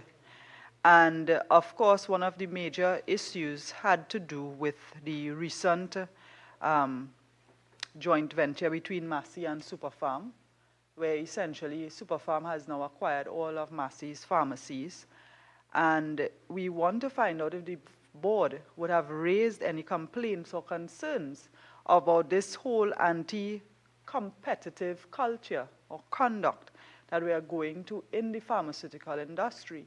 And of course, the concern where later down the road you would have this monopolization of the big pharmaceutical companies, and how the impact that will have on prices, on the availability of drugs, and of course on safety to customers as well. So the Pharmacy Board met with the Fair Trade Commission later last year, I believe in the month of October. We discussed a way forward. The main gist is that the Fair Trade Commission is saying that if they don't get reports to them, they cannot act. Right. And so after our discussion, one of our rules was to encourage our members of our board that if they say something, see something, say something so that we can forward correspondence to the Fair Trade Commission to act, because we have to be very factual when we deal with this. The Pharmacy Board, our act has our ability to act on certain things regulated where we may not be able to intervene in certain circumstances. So we have to be very careful in staying within the realms of our act. As we established before, the act needs upgrading, and which will allow us to do a lot more. We have sent out some correspondence to some of our pharmacies informing them that anytime that they feel that they are being unjustly treated, to let us know, and we would send that information to the Fair Trade Commission with regards to supply from distributors. We do have situations where some companies are able to hoard purchases. Some companies have the wherewithal to buy containers as it arrives, and then the rest of the country may not get a fair allocation of what they need to survive. We do have pharmacies who would say if they needed to purchase 50 bottles of a certain item wholesale, they might get 15 or 16, and then we hear of other companies who could buy a whole container of it, and that is no issue. So we have to monitor the even distribution of pharmaceuticals throughout the country, as opposed to some of the bigger players being able to buy up all the stock. And that's one thing that we have been looking at. Again, we have to put forward the complaints to the Fair Trade Commission for they to act based on the last meeting that we had. I don't know if my secretary would like to add anything. Just to say, we've after the meeting, we set up a chain of communication with the being a mediator in that regard. So as the President said, we'd have sent out correspondence to members of the board who then forward complaints to us, and we would provide support to the Fair Trade Commission as it relates to any information within the knowledge of the Council that we could provide. So we just provide a support structure because the Fair Trade Commission is the statutory authority dealing with this. The board is more regulatory in terms of pharmacies and pharmacies, so we kind of stay clear of getting too involved in these particular controversial issues. But I can say we have received since that meeting, we had received quite a number of complaints from members of the board highlighting issues whereby in some establishments you have prices of a particular drug being offered for sale at the same price that pharmacy would buy it from the wholesaler. So that's one thing. Then we have some complaints, persons not being delivered medication, pharmacies not being delivered medication in remote areas because the distributors would have, or their agents would have cited, challenges with getting that done. So it's several issues that members have raised, and we have directed all of them to the Fair Trade Commission. In terms of the ministry's response to this concentration and centralization, have you quantified the risk of this consolidation? For example, a big operator might decide to stop bringing a particular medication that may be critical to people. They may have just for whatever reason. And that's going to affect a large number of your patients, of people who need it. How are you monitoring that situation? What action can you take? And have you experienced that problem? Thank you very much, Chair. So with respect to that, this whole aspect of that involves the Fair Trade Commission, the Ministry of Health understands that that's a matter to be dealt with Trade, Ministry of Trade, because we stay clear of the business aspect and the Fair Trade Commission, because all of our procurement basically happens on the open market. And therefore, once we send out the requests for quotes and the bids, once it meets the specifications, it doesn't matter which company, once it meets the requirements, the specifications, and the criteria in terms of the cost, because you look at the cost benefit as well, the registration status. So there's stipulated criteria within which we use for the procurement aspect of it. It's done on the open market. So there is no way in which we can say, okay, well, we're going with this particular company because they have the majority. We don't see the company. We just see the criteria that happens there. So these companies have no influence whatsoever in the operations of the Ministry of Health? Absolutely none, because we looked at open market, yes, the specification.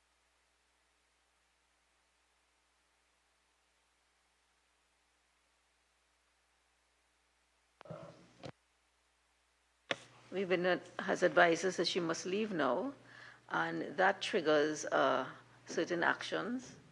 And therefore, in accordance with Standing Order 112-19 of the House of Representatives and Standing Order 102-20 of the Senate, this committee will continue to receive evidence in the absence of a quorum of members. So we will continue. Thank you, Member Amin. We'd like to switch quickly to the public laboratory. Can the ministry provide an update on that, please? The public health laboratory. So thank you very much, Chair. With respect to our public health laboratory, it's currently functional. Of course, we're working to improve the functionality and the services provided out of that laboratory. This is a new one? Not the new one. This is the existing one that we, yeah.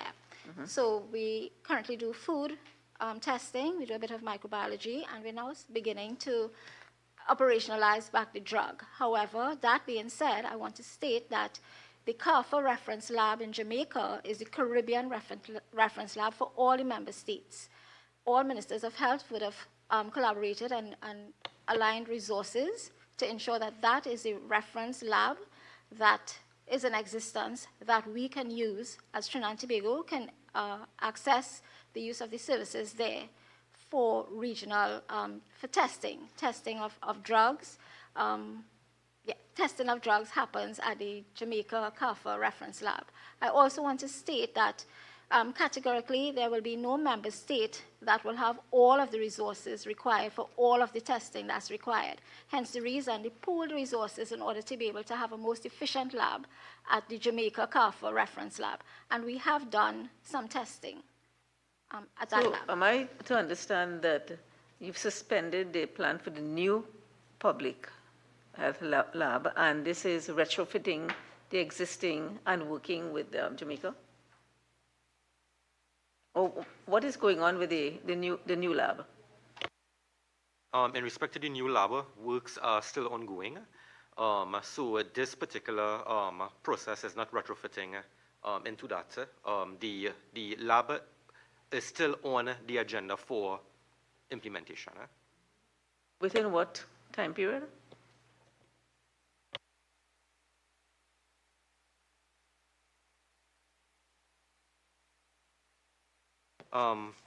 It's currently a legal matter, and so once that is resolved.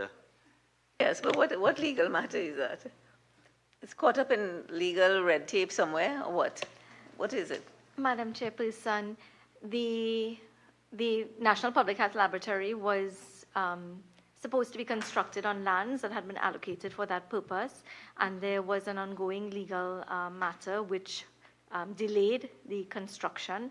That being said, we expect that we should have a resolution to that matter in short duration, but notwithstanding, the ministry has commenced discussions with respect to the selection of an alternative site so that we can move the process forward. So you are looking for a site now? So we don't have a site yet? My understanding is that there is already a site that has been identified. Where was the original site? Sorry, discussions. refresh my mind there.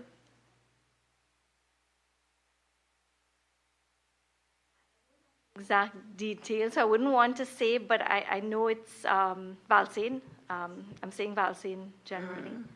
And Near the the site teachers' that is now training. identified is where?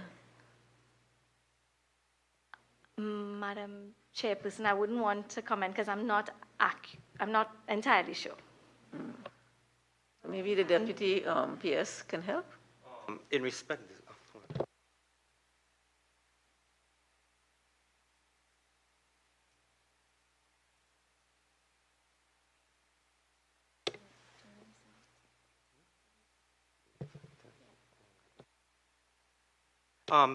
Madam Chair, we would like to get back to you in respect to that. Okay, so a date had been previously given for the construction of this lab. Where does it now stand in terms of delivery, given these problems, these intervening problems? Is there not a date? Right now, Madam Chair, there isn't a date, but we would like to. I would like to get back to you to provide some additional information. We will provide some additional information. Thanks. Thank you, Chair. I just want to go back to the issue of the pharmaceutical registration process. I think you would have made a submission that several recommendations were being implemented based on a report produced by a consultant contracted through the British High Commission to review the registration process. Could you share with us what were some of the crucial recommendations contained in that report? And how are we seeking to implement those recommendations? And are considerations being made to implement other recommendations from the report? Thank you very much. Yes, we would have already implemented a few of the recommendations that were submitted by the consultants from the King's College. One such would have been the strengthening of the resources for the regulatory body. Right. So that was already implemented. Secondly, we would also look at the way in which the registration is being done, rather than have all of them go through the lengthy process of reviewing. We look at what is called clinical versus non-clinical. The clinical will be the ones that affect in the therapeutic effect. The non-clinical will be basically what we call supplemental, a change in the pack size, a change in any of the artwork, those non-clinical aspects of it, and those will be basically fast-track. So we've used that. So we've strategized how we're doing the assessment of the applications that came into us.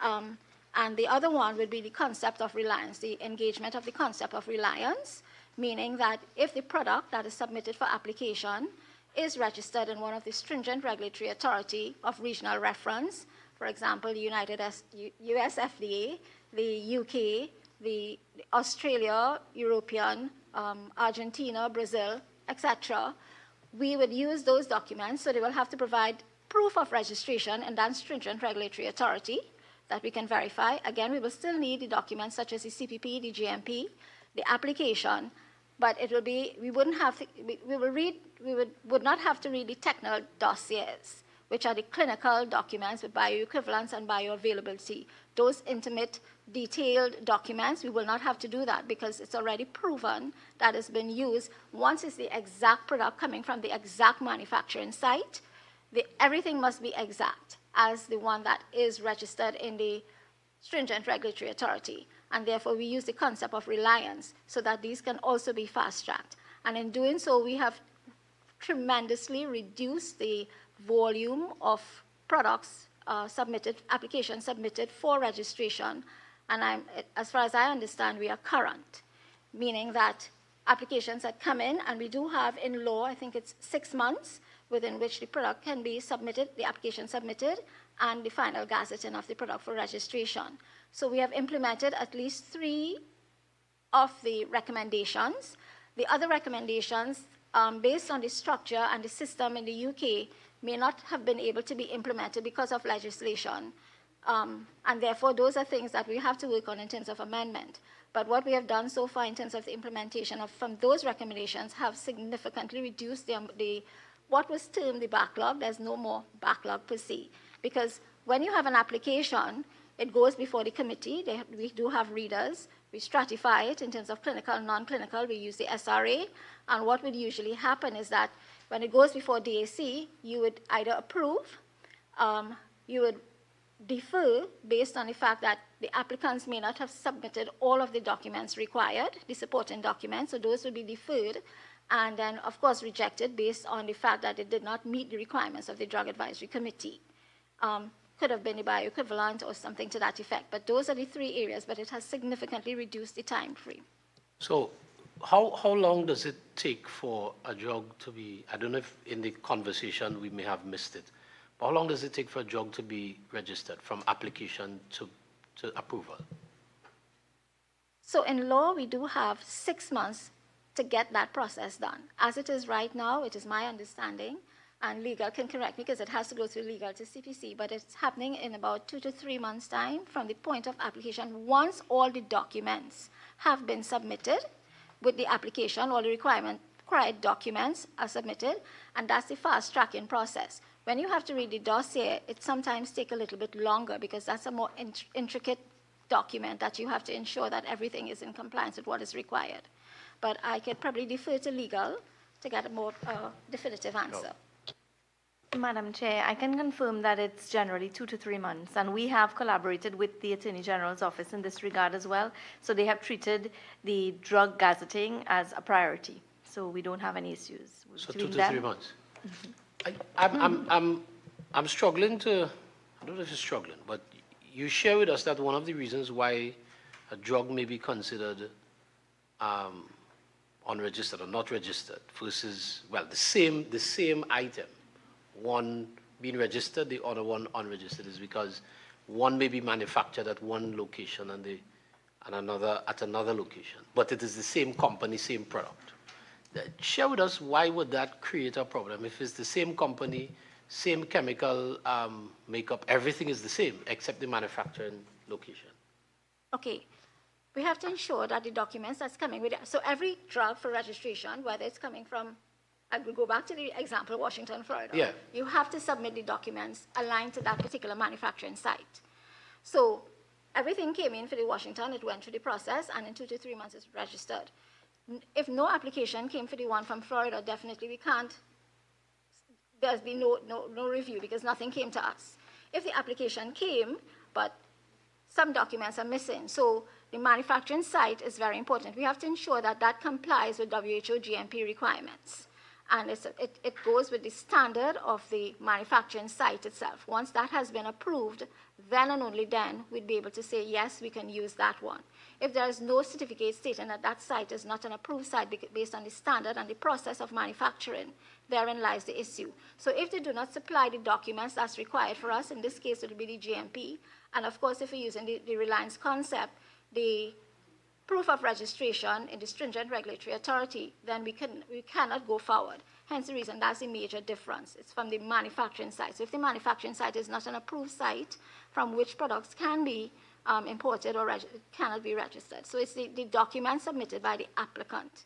And we would reach out to them from time to time. So what we have been doing, based on the fact that because of limited resources and challenges of supplies internationally, and we're getting, okay, this product, we're seeing this product on the market, we reach out in some instances to the suppliers to say, okay, could you all submit your application in order for us to get it standardized and get the ability to have a wider variety of supplies available and reduce the amount of unregistered. So we reach out to suppliers to say, okay, bring A, B, and C for us if you're getting permission, or can you get these and submit your application just to see how best we can work with the local importers to get their product registered, to eliminate and alleviate the amount of unregistered products.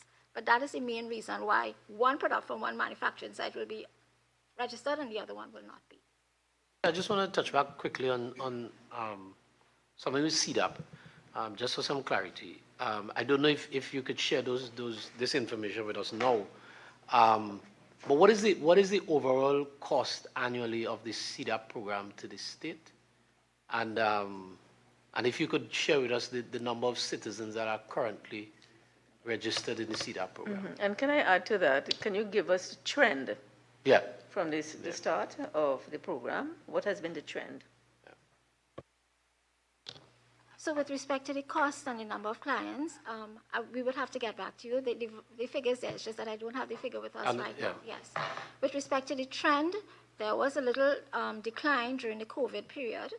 But so pre-COVID, we did have at least, looking at population, we did have at least, let's just say about 60 to 70% of persons. There was a lot of persons accessing Sedap medicines. During COVID, there was a decrease. Post-COVID, we are seeing an increase in the number of persons accessing Sedap services. So 2019, 2020, 2018, 2019, there was a little plateau. 2020, 2021, it dropped a little bit. And 2022, 23, I am seeing, and I'm just taking this from the top of my head, but the figures and the value that we will share with you will show you that there was a plateau, a trend, and it's coming back up a little bit now. Why do you think there was a plateau during the COVID? Well, I guess with COVID and the restrictions of moving, so what normally would have happened from the public sectors, we would have implemented measures in which you would probably have more access in public sector because there were restrictions in terms of movement. All right. So in order to get medicines, and I know pharmacy can attest to the fact that pharmacy opening hours were a little bit truncated, and therefore there would be some measure in which they would have sort of like a delivery or somebody else going. So, but in terms of the public sector, most persons were accessing via the public sector because they remained open for a longer period of time, and they were supplying 2 and 3 months medicines. Go ahead. Yeah. Because the reason I asked the question, and I know we'll get it in writing, is because I'm wondering if the attempts by the ministry to encourage a healthier lifestyle of the population is bearing fruit, or is it just that we are, when it comes to non-communicable diseases, we just blasé and nonchalant with it because we have medication to treat it. So that's the reason I asked for the numbers in terms of the cost to the state annually.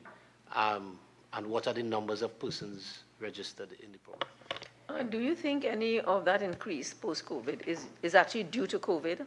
Things like long COVID or people who have been affected by having contracted COVID? Well, there's no evidence for us to be able to say that. So I think Question is, are you tracking? Is that being tracked in the public health system? Things like long COVID, are we monitoring, for example, heart attacks on younger people and seeing whether that is related to having had COVID? Because that is one of the things that, is globally is being pointed out, the number of ways in which COVID has affected people.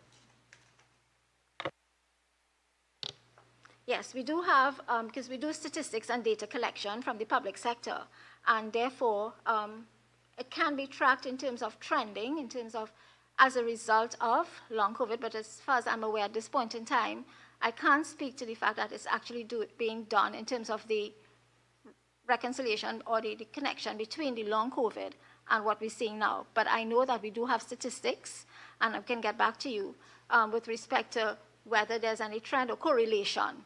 I also know that we've done, in order to find out with respect to if we're getting value for money, if we're getting healthier lifestyle persons.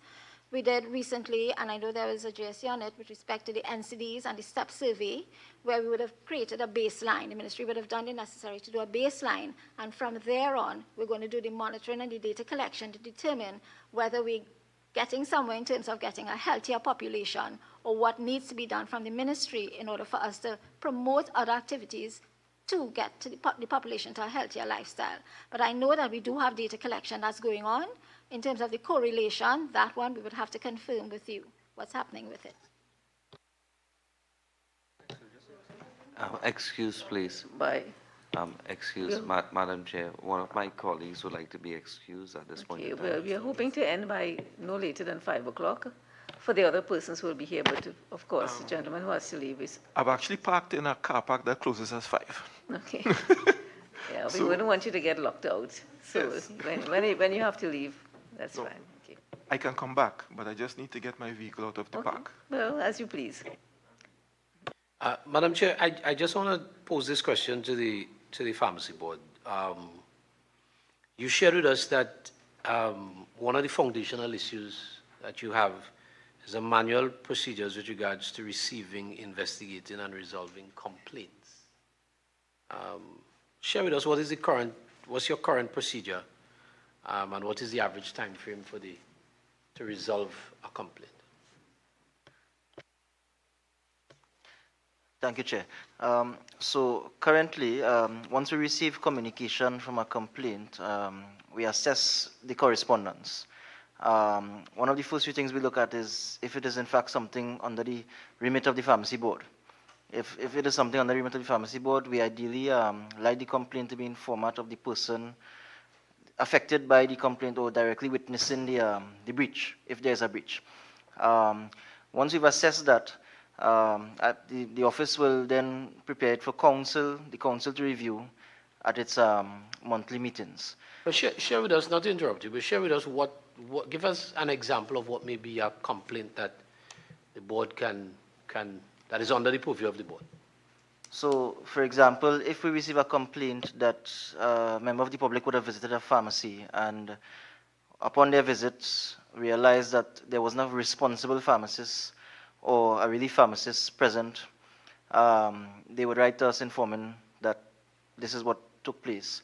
And when they asked for a pharmacist, there were no pharmacists on site, while the pharmacy was open. Usually, so that would be taken to council. Then we would kind of put it through the inspections committee to conduct an investigation.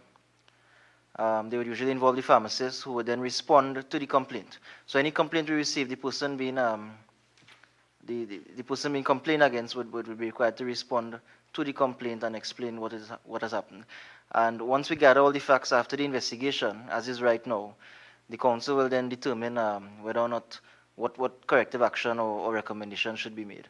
Because under Section 20 of the Pharmacy Board Act, we are guided by those disciplinary procedures.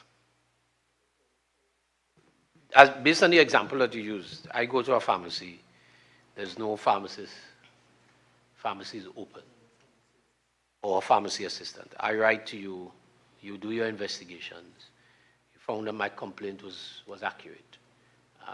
What powers do you have from the Pharmacy Board? What measures do you mete out to that pharmacy depending on the severity of the complaint, we are now in a process of setting up a tier system, and we are trying to base a model based on the South African model at this current time that is in a draft policy, hopefully to be completed soon. But once we stratify, at this current time, once we get a report and it's brought to the disciplinary committee, 90% of the times, depending on what is being reported on, the pharmacist will be called to face counsel. Counsel can make the decision if they would like to suspend the pharmacist or give a warning and try to figure out what was the severity based on the complaint so that we can still ensure that we don't take away the livelihood from somebody just like that, but also to give the person a fair chance to address the complaint. So we are in the current process of drafting those different tier systems, and we are hoping to have that implemented very soon. So Okay. it's in a process. But as it is now, because how we inherited the board in a state where a lot of things were not in order, we are now putting order back into the entire system.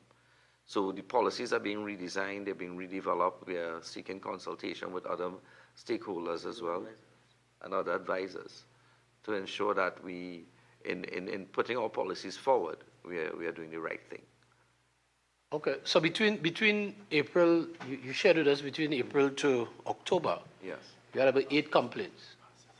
You had about 8 complaints, and to this point, only one of the 8 has been resolved. If you want to share with us the reason for that, and in recent time, have you had any pharmacist that have lost, or pharmacy that has lost their license based on a complaint? In recent time, the answer to the question is no. No pharmacy or pharmacist has lost either the ability to practice or the ability to operate as a pharmacist derived from a complaint, to my knowledge, not in our time and not in recent years. Not to my knowledge, at least. With regards to the complaints that we submitted, majority of the 8 complaints would have been received in the last 3 months. And now is renewal period for pharmacy licenses and practice certificates. And given the challenges at the office, what we have happening is a slowdown in the process to deal with those complaints. In some cases, we are waiting on feedback from the, we've written to the parties and requested further information. And in some cases, we haven't started the process yet because, as I said, majority of them came in recently, very recently. My final thing on this, I want to go back to the posting of the certificates or the license in the pharmacies. I think, I don't know, but I have fairly good eyesight even though I wear glasses, right? And I think where these licenses are positioned, as a citizen, as a customer, I can't see nothing. I can't see clearly what is there. So I am really walking into a pharmacy based on trust and based on a good relation, but I really don't know whether or not the pharmacist or the pharmacy is up to date. And I don't know if from the board standpoint, if you are comfortable where the licenses are positioned for the sake of the customer, and whether or not you can look at a larger print and that kind of thing, yeah? So the Pharmacy Board Act actually requires the licenses to be positioned in an inconspicuous place in the pharmacy. Ideally, the license should be in full view where the public can see. Personally, in the pharmacy I license, it is directly in front of the customer at the dispensing counter. So that is something. Back of the dispensary on the cupboard. Right. So there has been a concern that I know members of the board had with regards to the personal information being on this public display, with regards to the address of where they live and that sort of thing. That is something that the law is clear. The address is presently public information. as the register is available as a public document and required to be published. So with regards to the law, there's not much we could do to safeguard that. But I know some of the rationale behind putting it, as you would say, further back, is because they are afraid of the security concerns derived from that. So it's something that we're definitely looking at. And again, the law limits us and in terms of addressing certain things. Did I answer your question, Chair? Yeah, it was. I really hope that with you guys have been in your positions, you said only 9 months, and Actually, yes. A couple of days ago was a 9-month anniversary. right, that you seem to have a particular desire and a zeal to turn around or to correct some of the shortcomings of the pharmacy board from the past. So, Well, I hope that your desire really materializes into. I appreciate that. Members of the board believe in self-regulation, and we want to continue self-regulating, but we recognize again that there were shortcomings previously, and we hope that we have the full support of the ministry in this regard, and Parliament, of course, when the time comes and the board makes proposals, that it be seriously considered, among other things. And I just had one more thing to say with regards to, just a comment, with regards to the registration process. Again, just to tie off that, the disadvantages right now from the registration process is that we have stringent protocols that limit the variety of products that can be sold to the general public. This reduces competition and sends the price up for the others that are registered. Additionally, our economy is very small, so when in contrast to other economies. So I am thinking that we need to examine really if our regulatory framework with regards to registration of pharmaceuticals, whether it should be looked at to address this concern, given that we are a small economy in contrast, and additionally, maybe considering a tiered structure so that certain pharmaceuticals do not go through such a rigorous process that maybe vitamins or something like emergency is not faced to deal with, especially when there are regional authorities, regional bodies like FDA and the European authority as well, who recognize and register these products. It really creates a disadvantage where the population, and all of this is to serve the public. So the population is put at a disadvantage in terms of the variety, the cost, and availability as well with regards to this framework. So not to say that we should free up everything, but at least examine it in such a manner that we could address the current disadvantages. Additionally, where the illicit trade is elicited, because again, pharmacies are looked at, but there are several large number of establishments out there where pharmaceuticals are available. So thank you. To both. In terms of the complaint mechanism for the public, what is the process and what level of public information exists for a person who is aggrieved in dealing with a pharmacy or a pharmacist to know what to do and report it through what is the reporting channels through either the Ministry of Health or through the Pharmacy Board. And in terms of investigating complaints, who investigates? What's your operation for investigating a complaint? Who are the people who investigate it? Is the panel a panel of only pharmacists, or is it a mixed panel?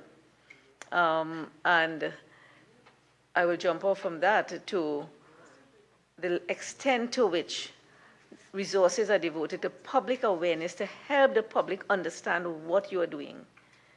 And how do they bring to you?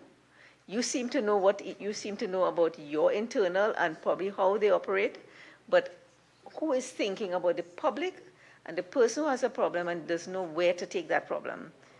What is the process, and how do you alert the public to the process for getting in touch with you and expecting action within what period and that kind of thing?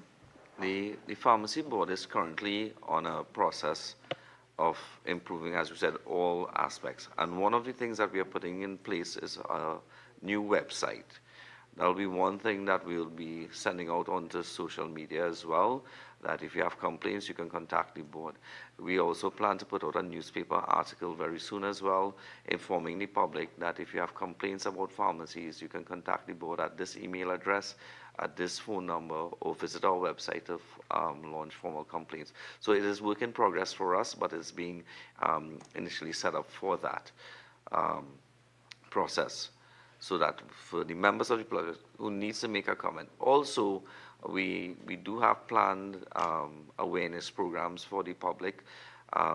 It is something that our committees that we're in the process of establishing to take up under their control and get it running. But a lot of the things that we have to do must be approved by our general membership and approved by our council. So at our AGM, which is in February 16th, we are hoping to have a lot of the ideas that we want to put forward passed by our general membership and our council so that we can enact them. And the process for investigating the complaints, who adjudicates? The council, the entire council of the Pharmacy Board would be the one given that responsibility under the Pharmacy Board Act. In terms of adjudication and reviewing, the council is, so under section 20, which is disciplinary, only the council is allowed to exercise that power. And so you do not have anybody from outside of the council? No, not in terms of executing the powers under section 20, but definitely we can, in terms of investigations and inspections, we can outsource independent.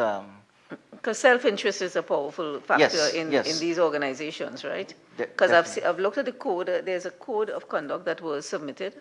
Is that the existing one or the new one, the proposed one? The code of ethics, that is the existing bylaw of the Pharmacy Council. Okay, and that is the one that is in the process of being upgraded. Yes, well, we're looking at updating that as well, but more in terms of the inspection and complaints and this thing, that will be a separate document that will be created to guide that process. Okay, and is it the Ministry? So with respect to the Ministry of Health, complaints are usually come to the Ministry of Health via telephone calls, or I can tell you for a fact that they email the Office of the Chief Medical Officer. It's a standard thing, the cmo@health.gov.tt. Everybody knows that email address. Complaints come to us. It depends on the nature of the complaint. It's identified. If it's pharmacists or pharmacies, it is referred to the Pharmacy Board via the President and or the Secretary for their particular intervention, given the fact that they register and they regulate pharmacies and pharmacists.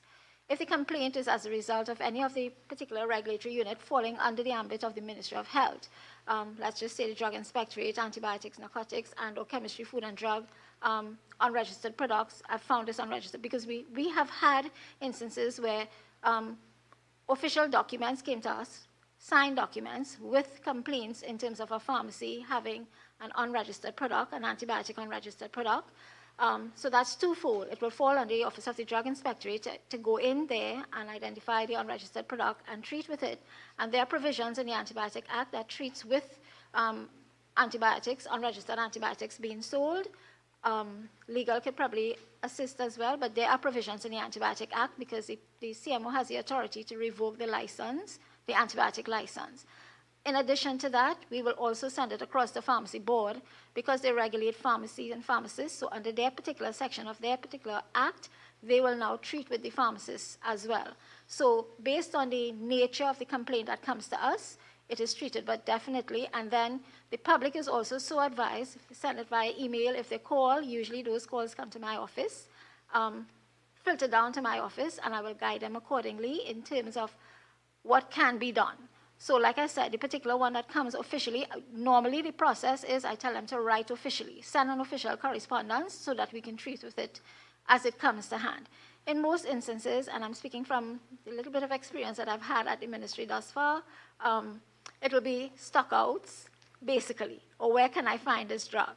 In terms of the one that we got with respect to the antibiotics, the unregistered antibiotic, that was treated with from our perspective, from our office, and again, it went across the pharmacy board, not this particular council, but the one from before. We would have gone in terms, and I can tell you what happened. The inspectors would have gone in a particular pharmacy.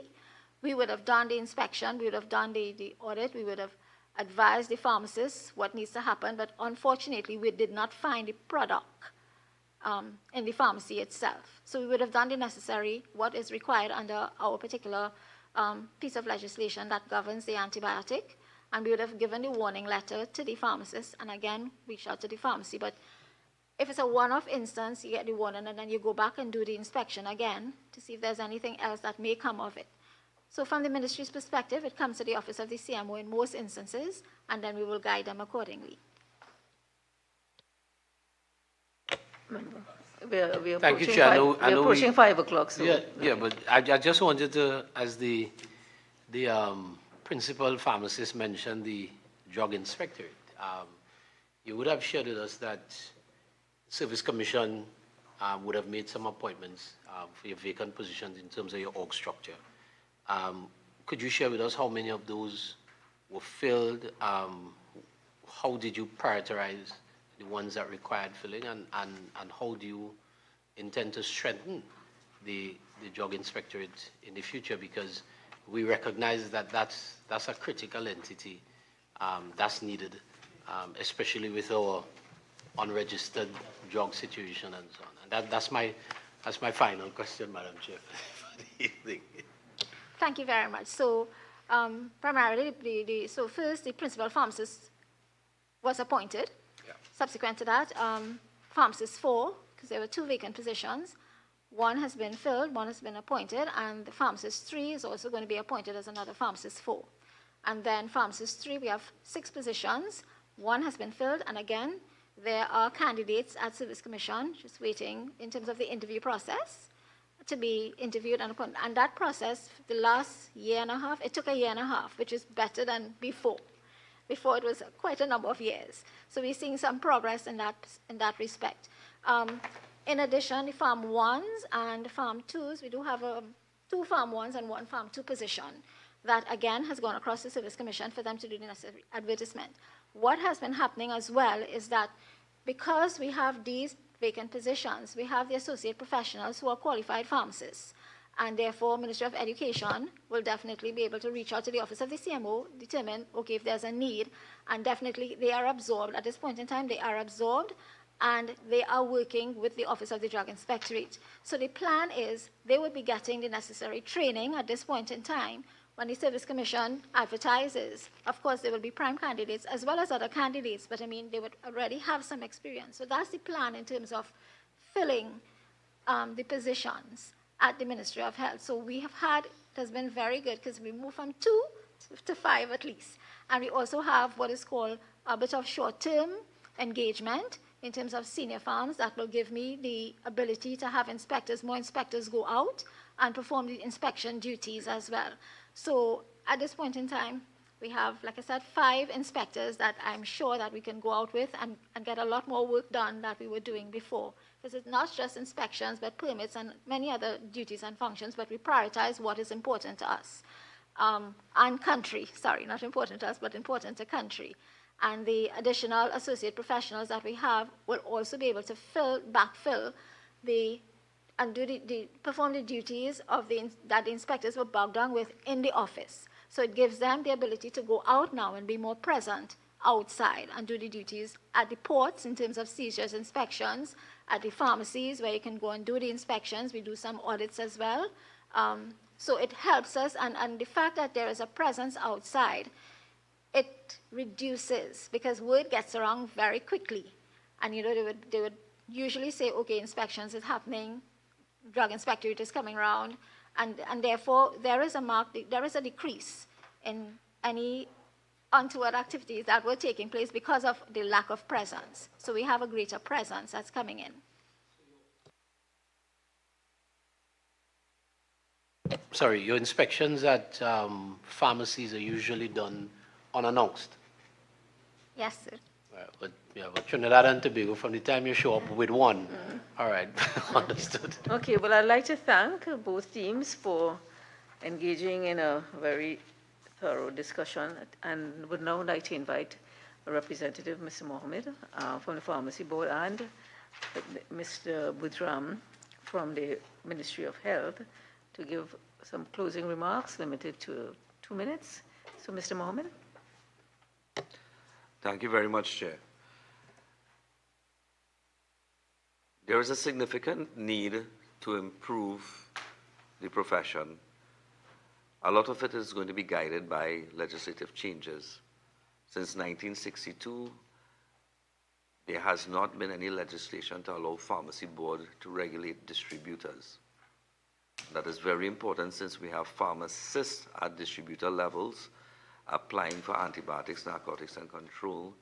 And it is very important that legislation is drafted to support Pharmacy Board to engage distributors, license distributors, and monitor distributors. Secondly, in terms of the RHAs, it is very important as well that we receive legislation that allows us to monitor what happens at RHAs, license RHAs pharmacies, and be able to conduct inspections as the Pharmacy Board sees fit with regards to RHAs as a third party outside the realm of the Ministry of Health to ensure that what is required for best practice and pharmacy practice is done. We have been placing a lot of emphasis on monitoring pharmacies at this point in time, and we recognize the fact that pharmacies that are owned by pharmacists tend to comply with a lot of the regulations and rules a lot better than pharmacies that are owned by business owners. That is something that we are currently engaging in getting further information and developing some statistics so that we can understand what is happening in the markets. And we are committed as a new board to ensuring the overall betterment of our profession, and we will do what is necessary to work in tandem together with the Ministry of Health to achieve the better outcome for the public's interest. Thank you. Thank you. Mr. Budram. Again, Madam Chair, members of the committee, and colleagues, thank you for your questions and feedback. Our team at the Ministry of Health will review the recommendations of the committee geared towards promoting a higher level of healthcare service to our citizens, understanding our oversight role and responsibilities in the management and operations of the pharmacy practices in Trinidad and Tobago. Thank you. Thank you. So before we close, I'd like to advise the public, the viewing public, that the following reports of this committee are now available on the Parliament's website for your consideration. These reports are the 12th report on an inquiry into the operations of the Environmental Management Authority with a specific focus on noise pollution, and the 13th report on an inquiry into the operations of the Adoption Unit of the Children's Authority of Trinidad and Tobago as it relates to the efficiency and effectiveness of the adoption procedures in Trinidad and Tobago. I would also like to thank all of you for your attendance and for sharing your invaluable knowledge and experiences with the committee, as well as committee members, the staff of the Office of the Parliament for your procedural and logistical support, and of course, the viewing and listening public. I now declare this meeting adjourned. Thank you.